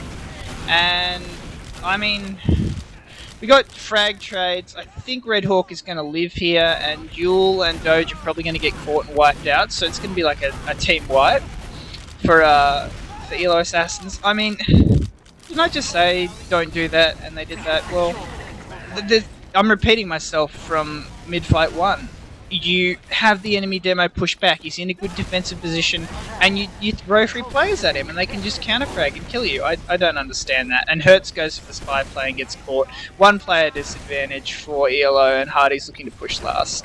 This is where we might see a little bit of Till setting in for Elo Assassins. They're going down here. Uber's going to be popped in. Late pop there by Red Hawk. The sentry's not even deployed yet, so that's just going to be plonked down in the middle of the ground for easy pickings. Both scouts down. Yule playing in this water area again. He had a fair bit of effect doing this on the last hold, if that makes any sense. Hawk's going to plus forward him, and Elmo's going to finally take him down with the Boston Basher actually bleed him to death. So that's just almost a carbon copy of the first round. Goodness.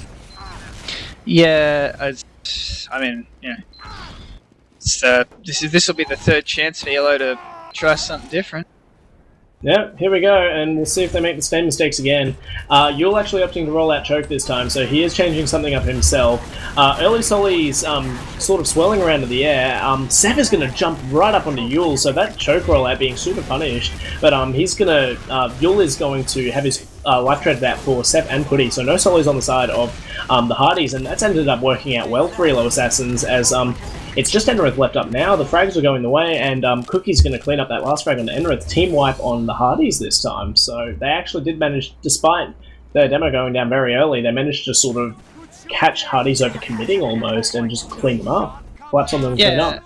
I think you'll slightly mismanage that. He kind of got stuck, on the little pillar. I think if you'd been able to play that a bit better, it would have been a straight wipe for Elo Assassins. But yeah, that just proves what I was saying.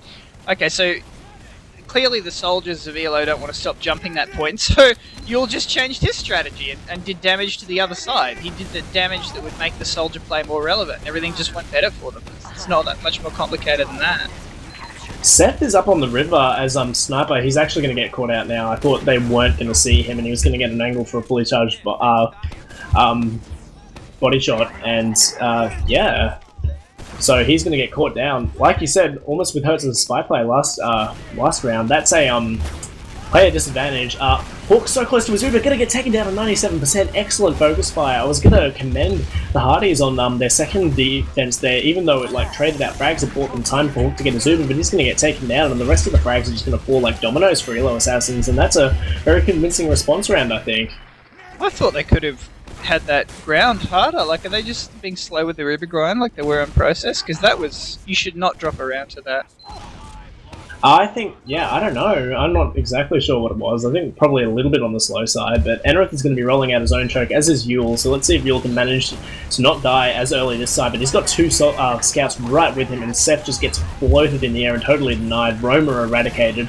Lock under the point now is actually going to get caught out by Elmo. He's going to be totally destroyed when he jumps up, but Hertz is going to follow up Lock's aggression and take down Putty, with Geo going down as well, and that is going to cue the runaway sirens from the Hardies. Elmo's going to get caught at the big door, although he does manage to take Ohio with him. That's going to be Hawk and Enrith walking out of lobby to their own last there, managing to keep Hawk up. That's the first mid we've seen where the Meds have both survived, so looks like Hardies are looking to implement a little bit of a foothold here in lobby, which isn't something you see a great deal. Maybe just until Elmo gets back up on the field, but it looks like they're trying to catch out the over-aggressive players of Elo Assassins here.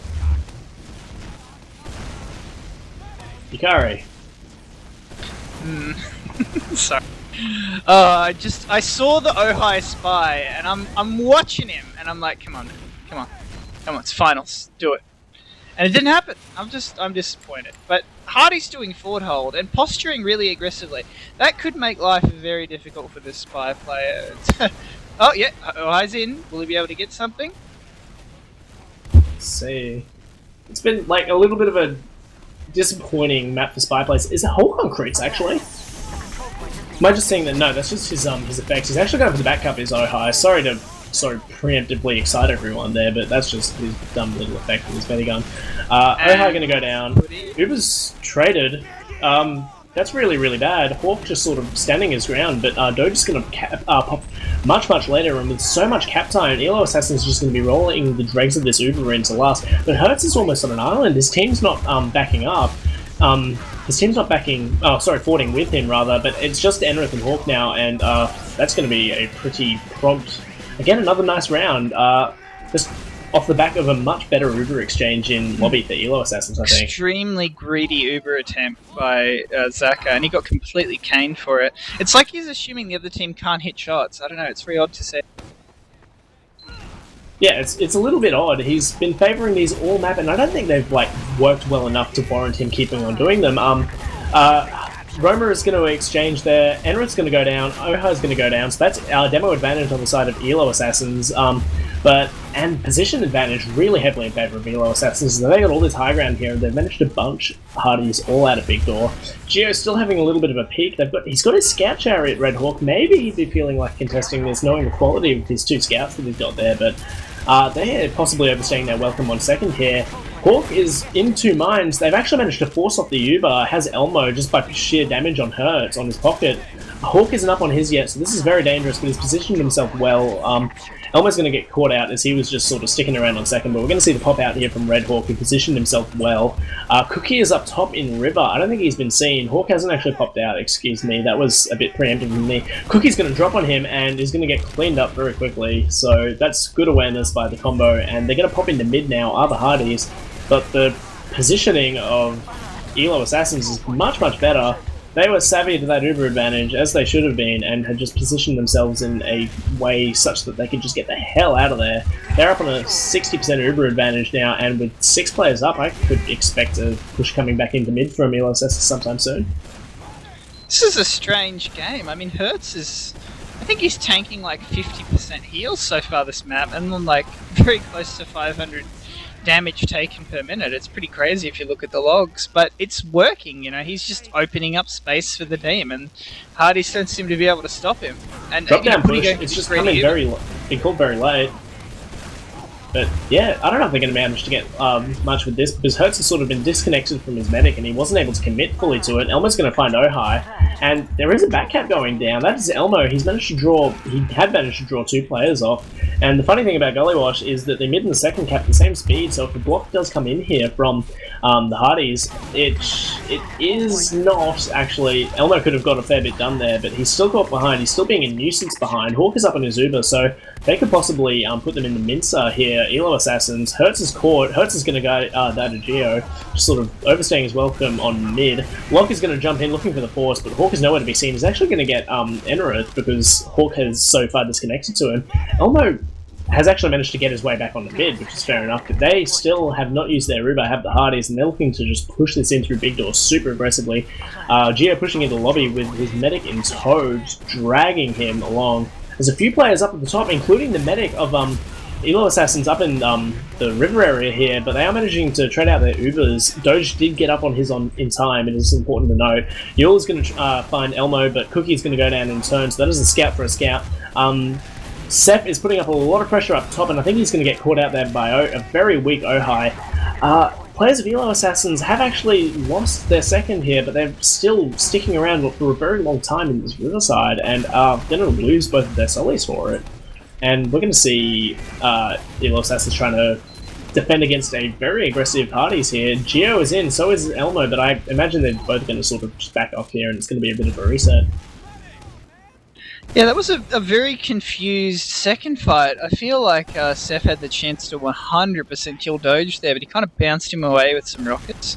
And that entire Uber exchange was so strange to me. Like, I think Elo Assassins had a real chance to win it, but they dropped Cookie or Susurrus, and they just, a demo Uber. Oh, scary! He couldn't do anything, so probably not something Elo Assassins are too happy with. Yeah, you're exactly right, and they are up on their Uber now, both of these teams. Again, really greedy push-in from Putty, I think that was, leading that one forward. No, it's actually Seth.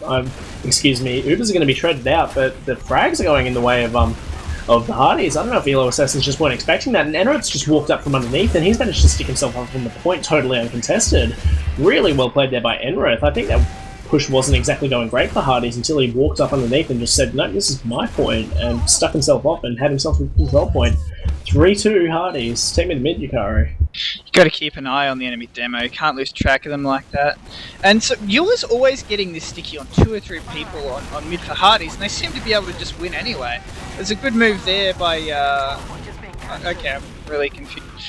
Hardies, they had less health, they were split up, and it's like Elo Assassins just lost track of everywhere where Hardies players are going, and Hardies players just one duels.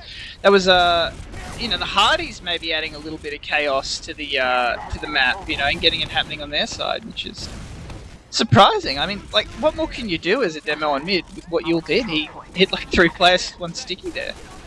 Yeah, you're exactly right. Like, no fault of his own. They've had to give up both of their control points, have Elo Assassins, so let's see what the Hardies want to do. They managed, during the last even Uber situation, they actually just managed to pop in and cause such a messy fight that they lost track of Enoroth. Like you said, got to keep track of Enoroth and win themselves around. So let's see what they want to do here. They're posturing some players up into the river area, maybe looking for a sack attempt. They're just looking like they're all scratching their heads up around in this river, trying to work out what to do.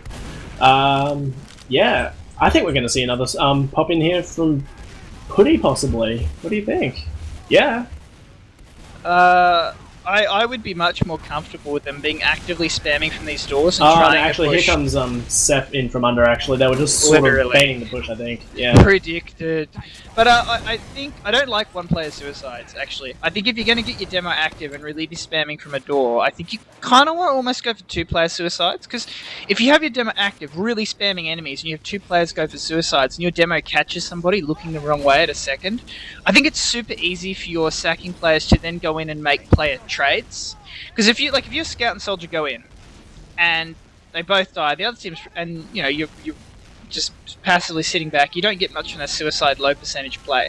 But if you're a bit more active and you're a bit more spamming, I think there's a much better chance of the suicide play happening, and a much better chance of you just getting enough frags to blunt the enemy. So Hardy's pushing with Uber. Their move seems to be just getting Jiho on the point and trying to bait. It's going okay. They're trading even players, but I like the position ELO Assassin's in. They're in a tight unit around their medic. They've got good point Enri's just presence. going to walk in here and get so much free damage on all those players just crept around the point. Actually, that said, he does actually go down. I thought Enris was just going to have a field day there, but Elmer's just going to stand on the point. Okay, that's not acceptable. You saw the other team bulking up, pushing a choke. You should straight up be killing them as they push through. I'm not happy with that. It's not good enough. I think this is just going to encourage these putty solo overs as well. He shouldn't be getting away with these. As we are on to mid number 7 here. Both demos going their own chokes, it looks like. Hardies taking their own side very quickly. Getting spanned down a fair bit are the flank classes of Elmo and Seth. Yauch just sort of wandering around under the point very slowly. He's probably going to initiate a bomb with his team, but it looks like both teams sort of playing this slow game of attrition. But here comes the double soli bomb out from ELO Assassins. Yauch's going to get taken down by Hawk, but they're going to turn 3 frags, ELO Assassins, in exchange for that. Seth's surely going to go down here as well. He goes down to Ohio, so it's just Enrith and Hawk backing out here. And is anyone in pursuit? It doesn't look like it. They're going to be content to probably get a stranglehold on this second ELO Assassins. And oh wow! Actually, Doge with a really long-range arrow from Choke. That's huge. Did you see that, Yukari? Air horns everywhere. Doge memes everywhere. Yule poking in Choke, like really doing a good job of getting a lot of damage onto the retreating combo of the Hardies, and Hawk just dies to a long-range Doge arrow, which probably didn't really have a target. They're going to Uber in here from main, and Hawk's out in the field and just immediately gets minced again. Enrith's been corralled onto the point along with the other Hardies players. And they're just they're just playing the high ground here. They can just slowly like chew away at the point there with all the positional advantage, all the heal advantage. So that's a pretty convincing return round off the back of a pretty big Doge play from ELO Assassins. Blow for blow, round for round. Yeah, but that's going to favour the Hardies from here on in. So with 13 minutes left in this map number 4, let's see if ELO can back it up and get another round on the board to tie things up. Seth going pretty quick underneath this time, but they're going to be meeting one of the players underneath. Yauch is just going to get totally denied, as is Hurts. 2 solis down. ELO Assassins needs to just be showing themselves the door here. Ohai's been caught into his own elbow and is going to be chased down by both scouts here. Doge and Yule are backing way out. They're in their own lobby, and I think this is going to be a very comfortable second for the Hardies. Actually, but Geo is just passporting into this lobby and actually manages to take down... No, he doesn't manage to take down Yule, actually. He takes pipes to his face. He takes pipes to his face, exactly right. Hurt's going down very low to a bunch of stickies there, but it's not really going to amount to anything. Hawk just coming up on his Uber now. Doge, like all map, has been better with his building, possibly just hitting more of those arrows or something like that. Already up in his Uber. Cookie on the defensive spy. I like this. Let's see if he can get some stuff done, but I think he's just doing that lame, happy, cool, checking for off-classes thing and getting all our hopes up. We don't like you, Cookie. How dare he do some calculated strategic moves? What a terrible human being. No, go and bang your head against the other team aimlessly. That's what we want to see. That is what we want to see, man. Tell me that's not what you want to see. Well, now I understand so much more about your Roma play. Yeah, right. Oh, don't worry, I've got like 5 more instances of that. I had one for every time you cut me off. You're gonna die. But anyway, back to the match. So, the biggest thing that sticks out for me, I really like the adaptation that Hardies show on the mids, because I think Locke really screwed up, not this round, but the round before that ELO Assassins won. He really screwed up their scouts by staying on the ground and passive spamming. Well, they just jumped on him this mid and ate him right up. So it's a good little bit of adaptation from the Hardies, and it just shows they're talking to each other, they're calming, they're staying in control, even if they're only 1 round up. Yeah, you're exactly right. Both of the solis from ELO Assassins just sort of... Both of them just sort of doing absolutely nothing. As we're going to see, are we going to see another putty solo? But it looks like they're posturing in that way. But no, it's baiting for Seth again, who's nicely dodged by Doge. Went for the force. Putty's going to try and follow it up. Doge is not popping for no man. That is a really ballsy hold in the face of 2 very good soldiers standing right in front of him. I'm impressed, Doge. You have impressed me in this map so far, and we're going to see the push out off that from the ELO Assassins roster, and yeah, they're going to be pushing out of this big door area, and I don't think... Oh, Enrith possibly looking to take this trade. He is, and he has actually managed to get off a better Uber again, just like Putty has in all these Uber exchanges. Doge down very low and isn't able to heal his team properly in this fight.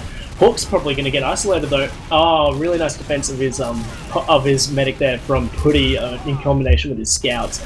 But they are actually going to manage to cap up Elo Assassins. It's even players on both of these teams. No Solis on the side of Elo Assassins, and a scout and a Soli just rejoining the fight shortly for the Hardies. Elmo's going to go down, trying to create space for his team at Choke, I believe, and that's probably going to indicate a reset. Both Solis down. Elo Assassins possibly should be looking to do something, and they're pushing in Big Door here.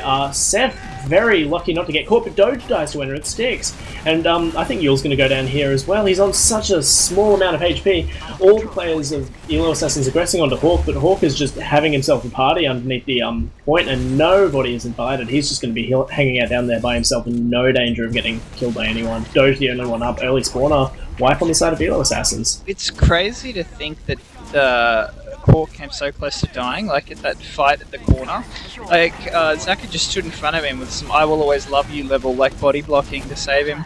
So, I mean, Hardies are stacking the cap. I feel pretty good. Yeah, they capped that. That's like, oh, we jump on the point, other team doesn't have anything to stop us.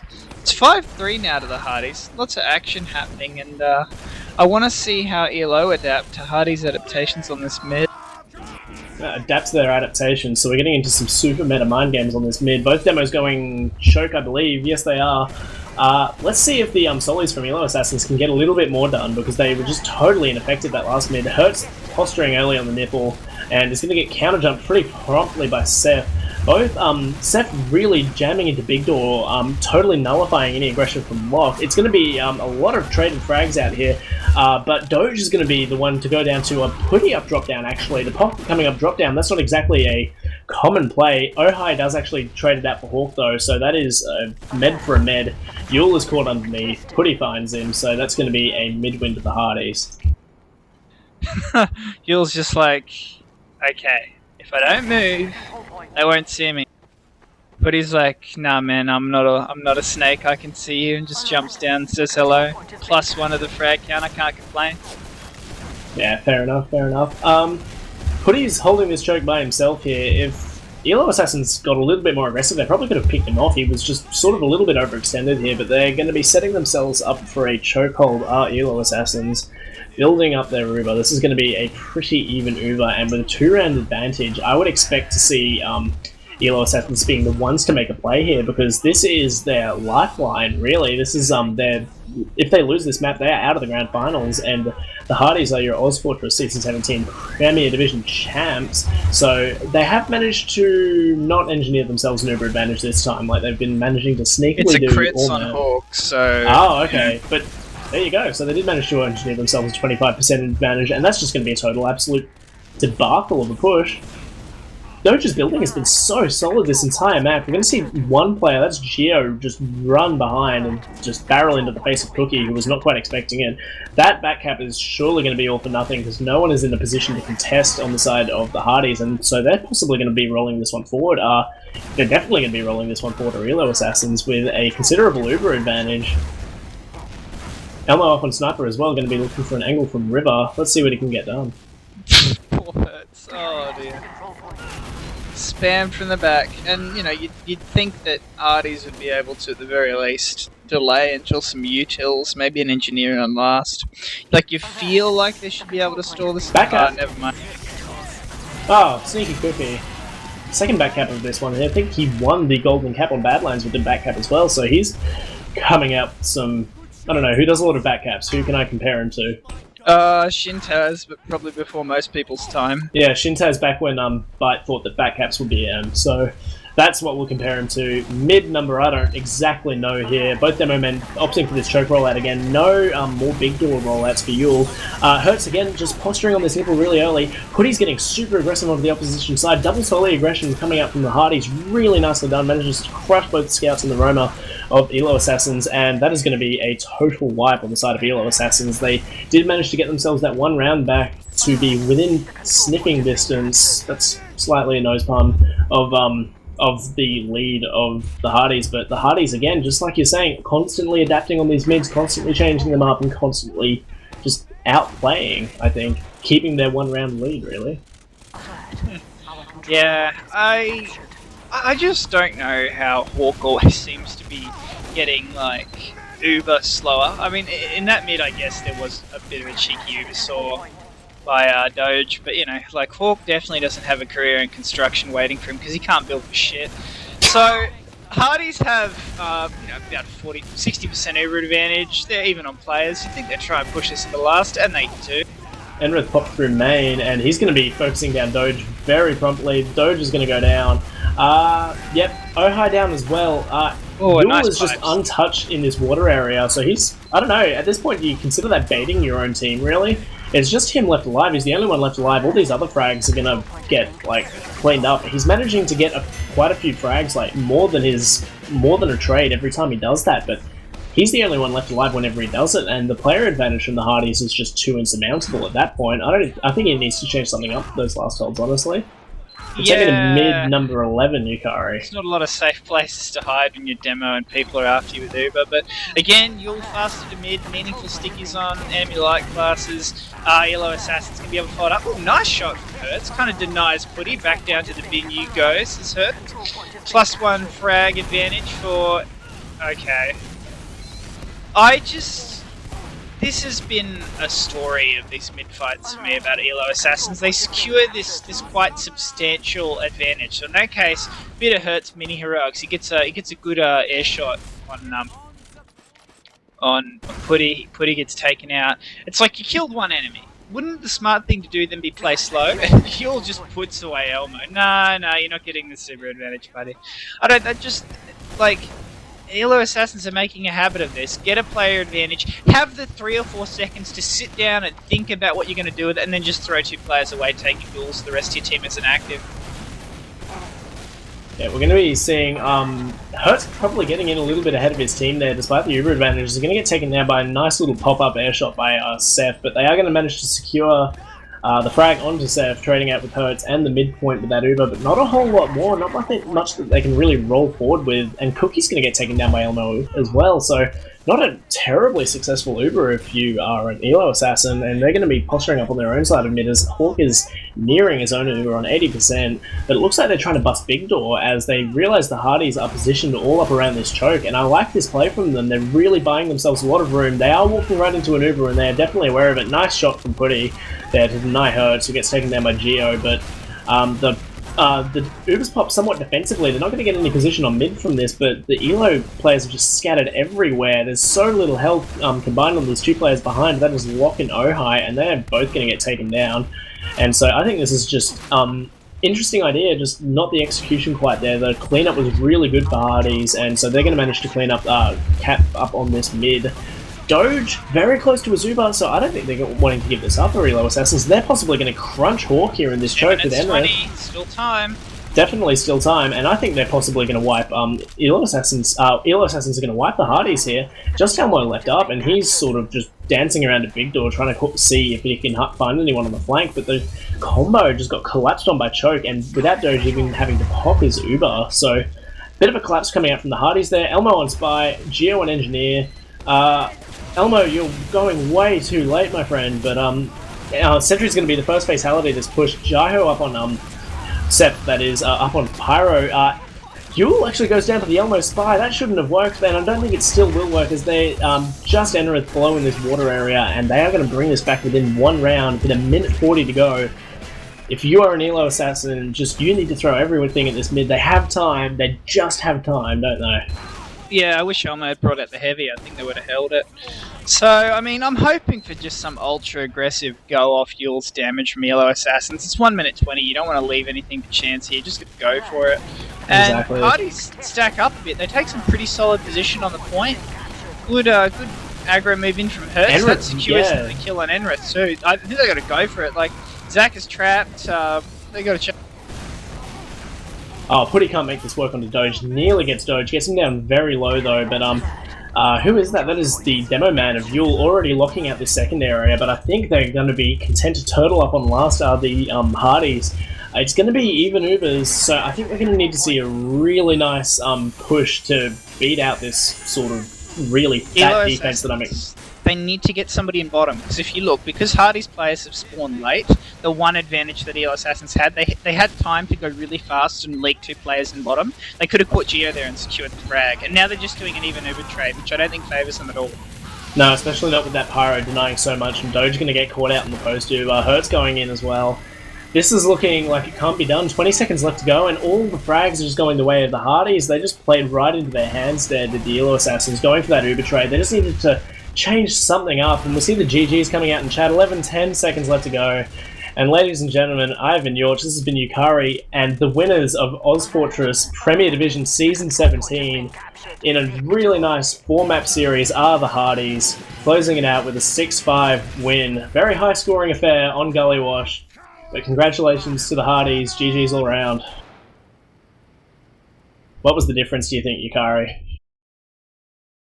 I think it's just kind of going back to what we discussed at the start. I think the Hardies just look a little bit sharper. They look, more like a team. They have the team player there. Like, even though you got those moments of individual brilliance, like, Hurt's going for some crisp rockets and big plays, a Lock with solid positioning. Oh, hi, I don't think he contributed any, massive clutches, but he stepped up his game on the past the first map. And, of course, Cookie with the classic cleanup. It wasn't all there.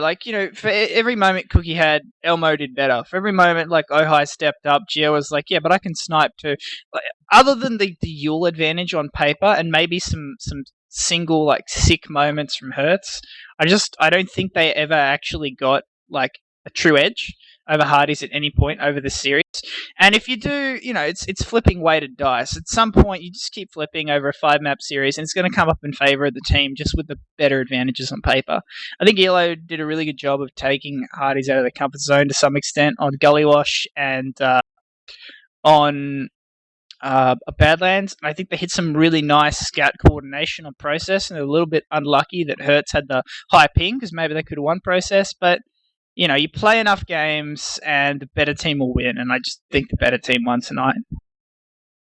I think that's very fair. We got the logs up on stream one last time. We see the demo men almost going toe for toe within spitting distance of each other's damage, as we expected, both well up the top of the damage stats.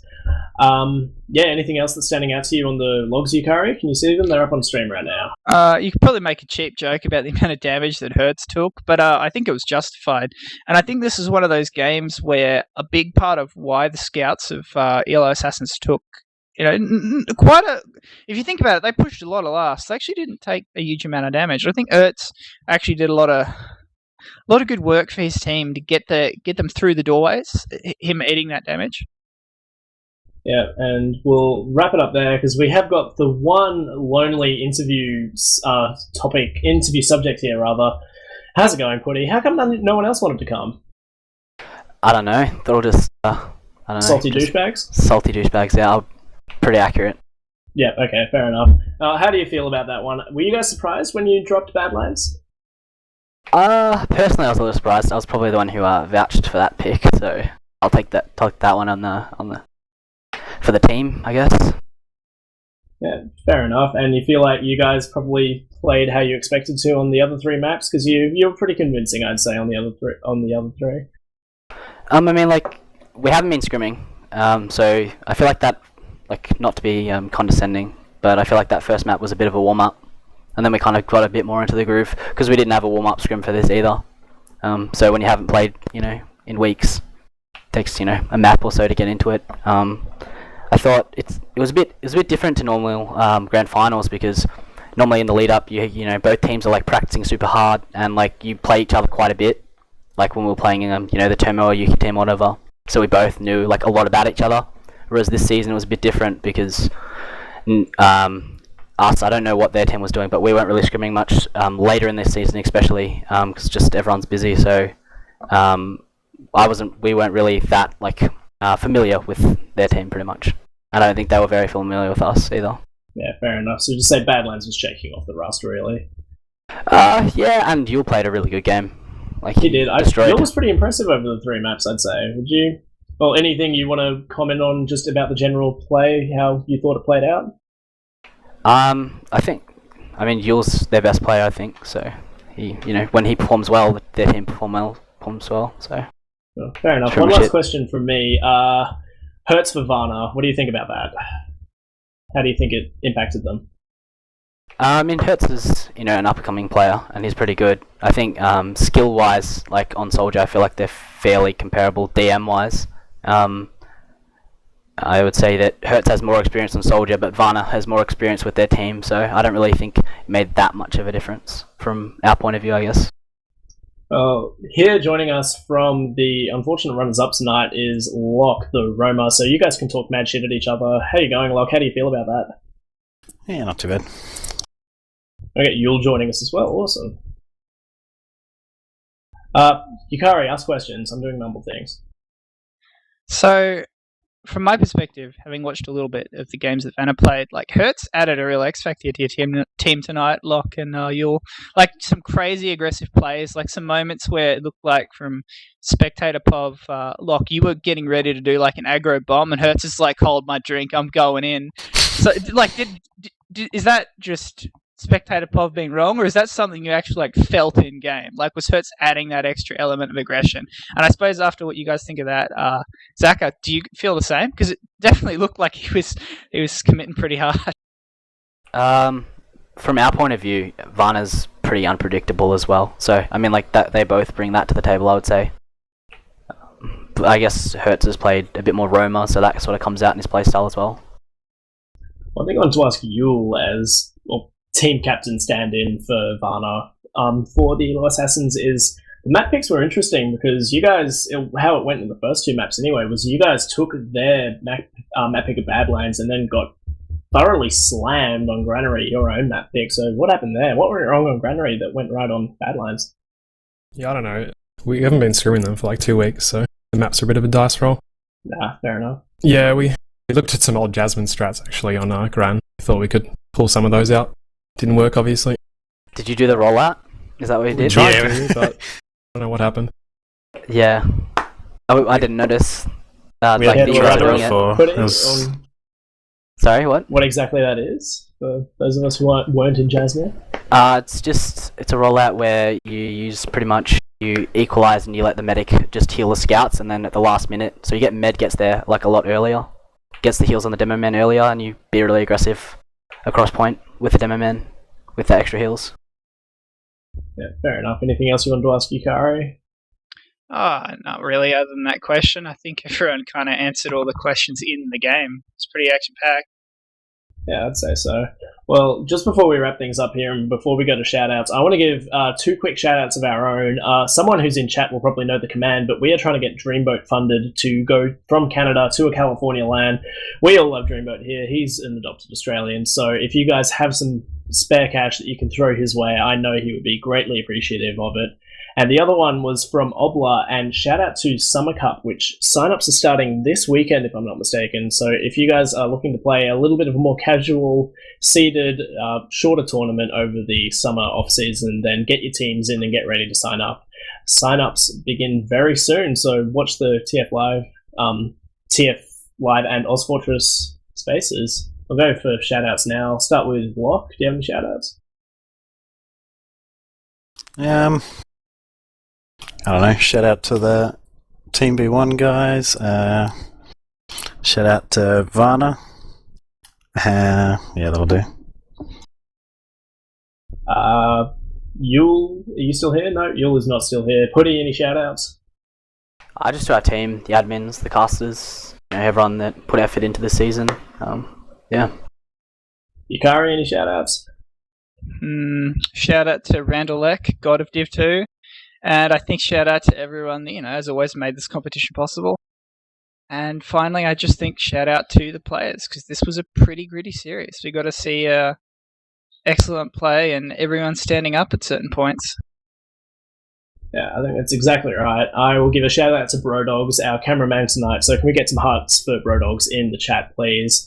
I have been Yauch. With me has been Yukari, and we had GBJ with us at the beginning, but unfortunately he had to bow out. This has been your ozfortress Season 17 Premier Division Grand Final, which was won by the Hardies over Yellow Assassins. Thanks so much for joining us tonight, guys. Catch you later.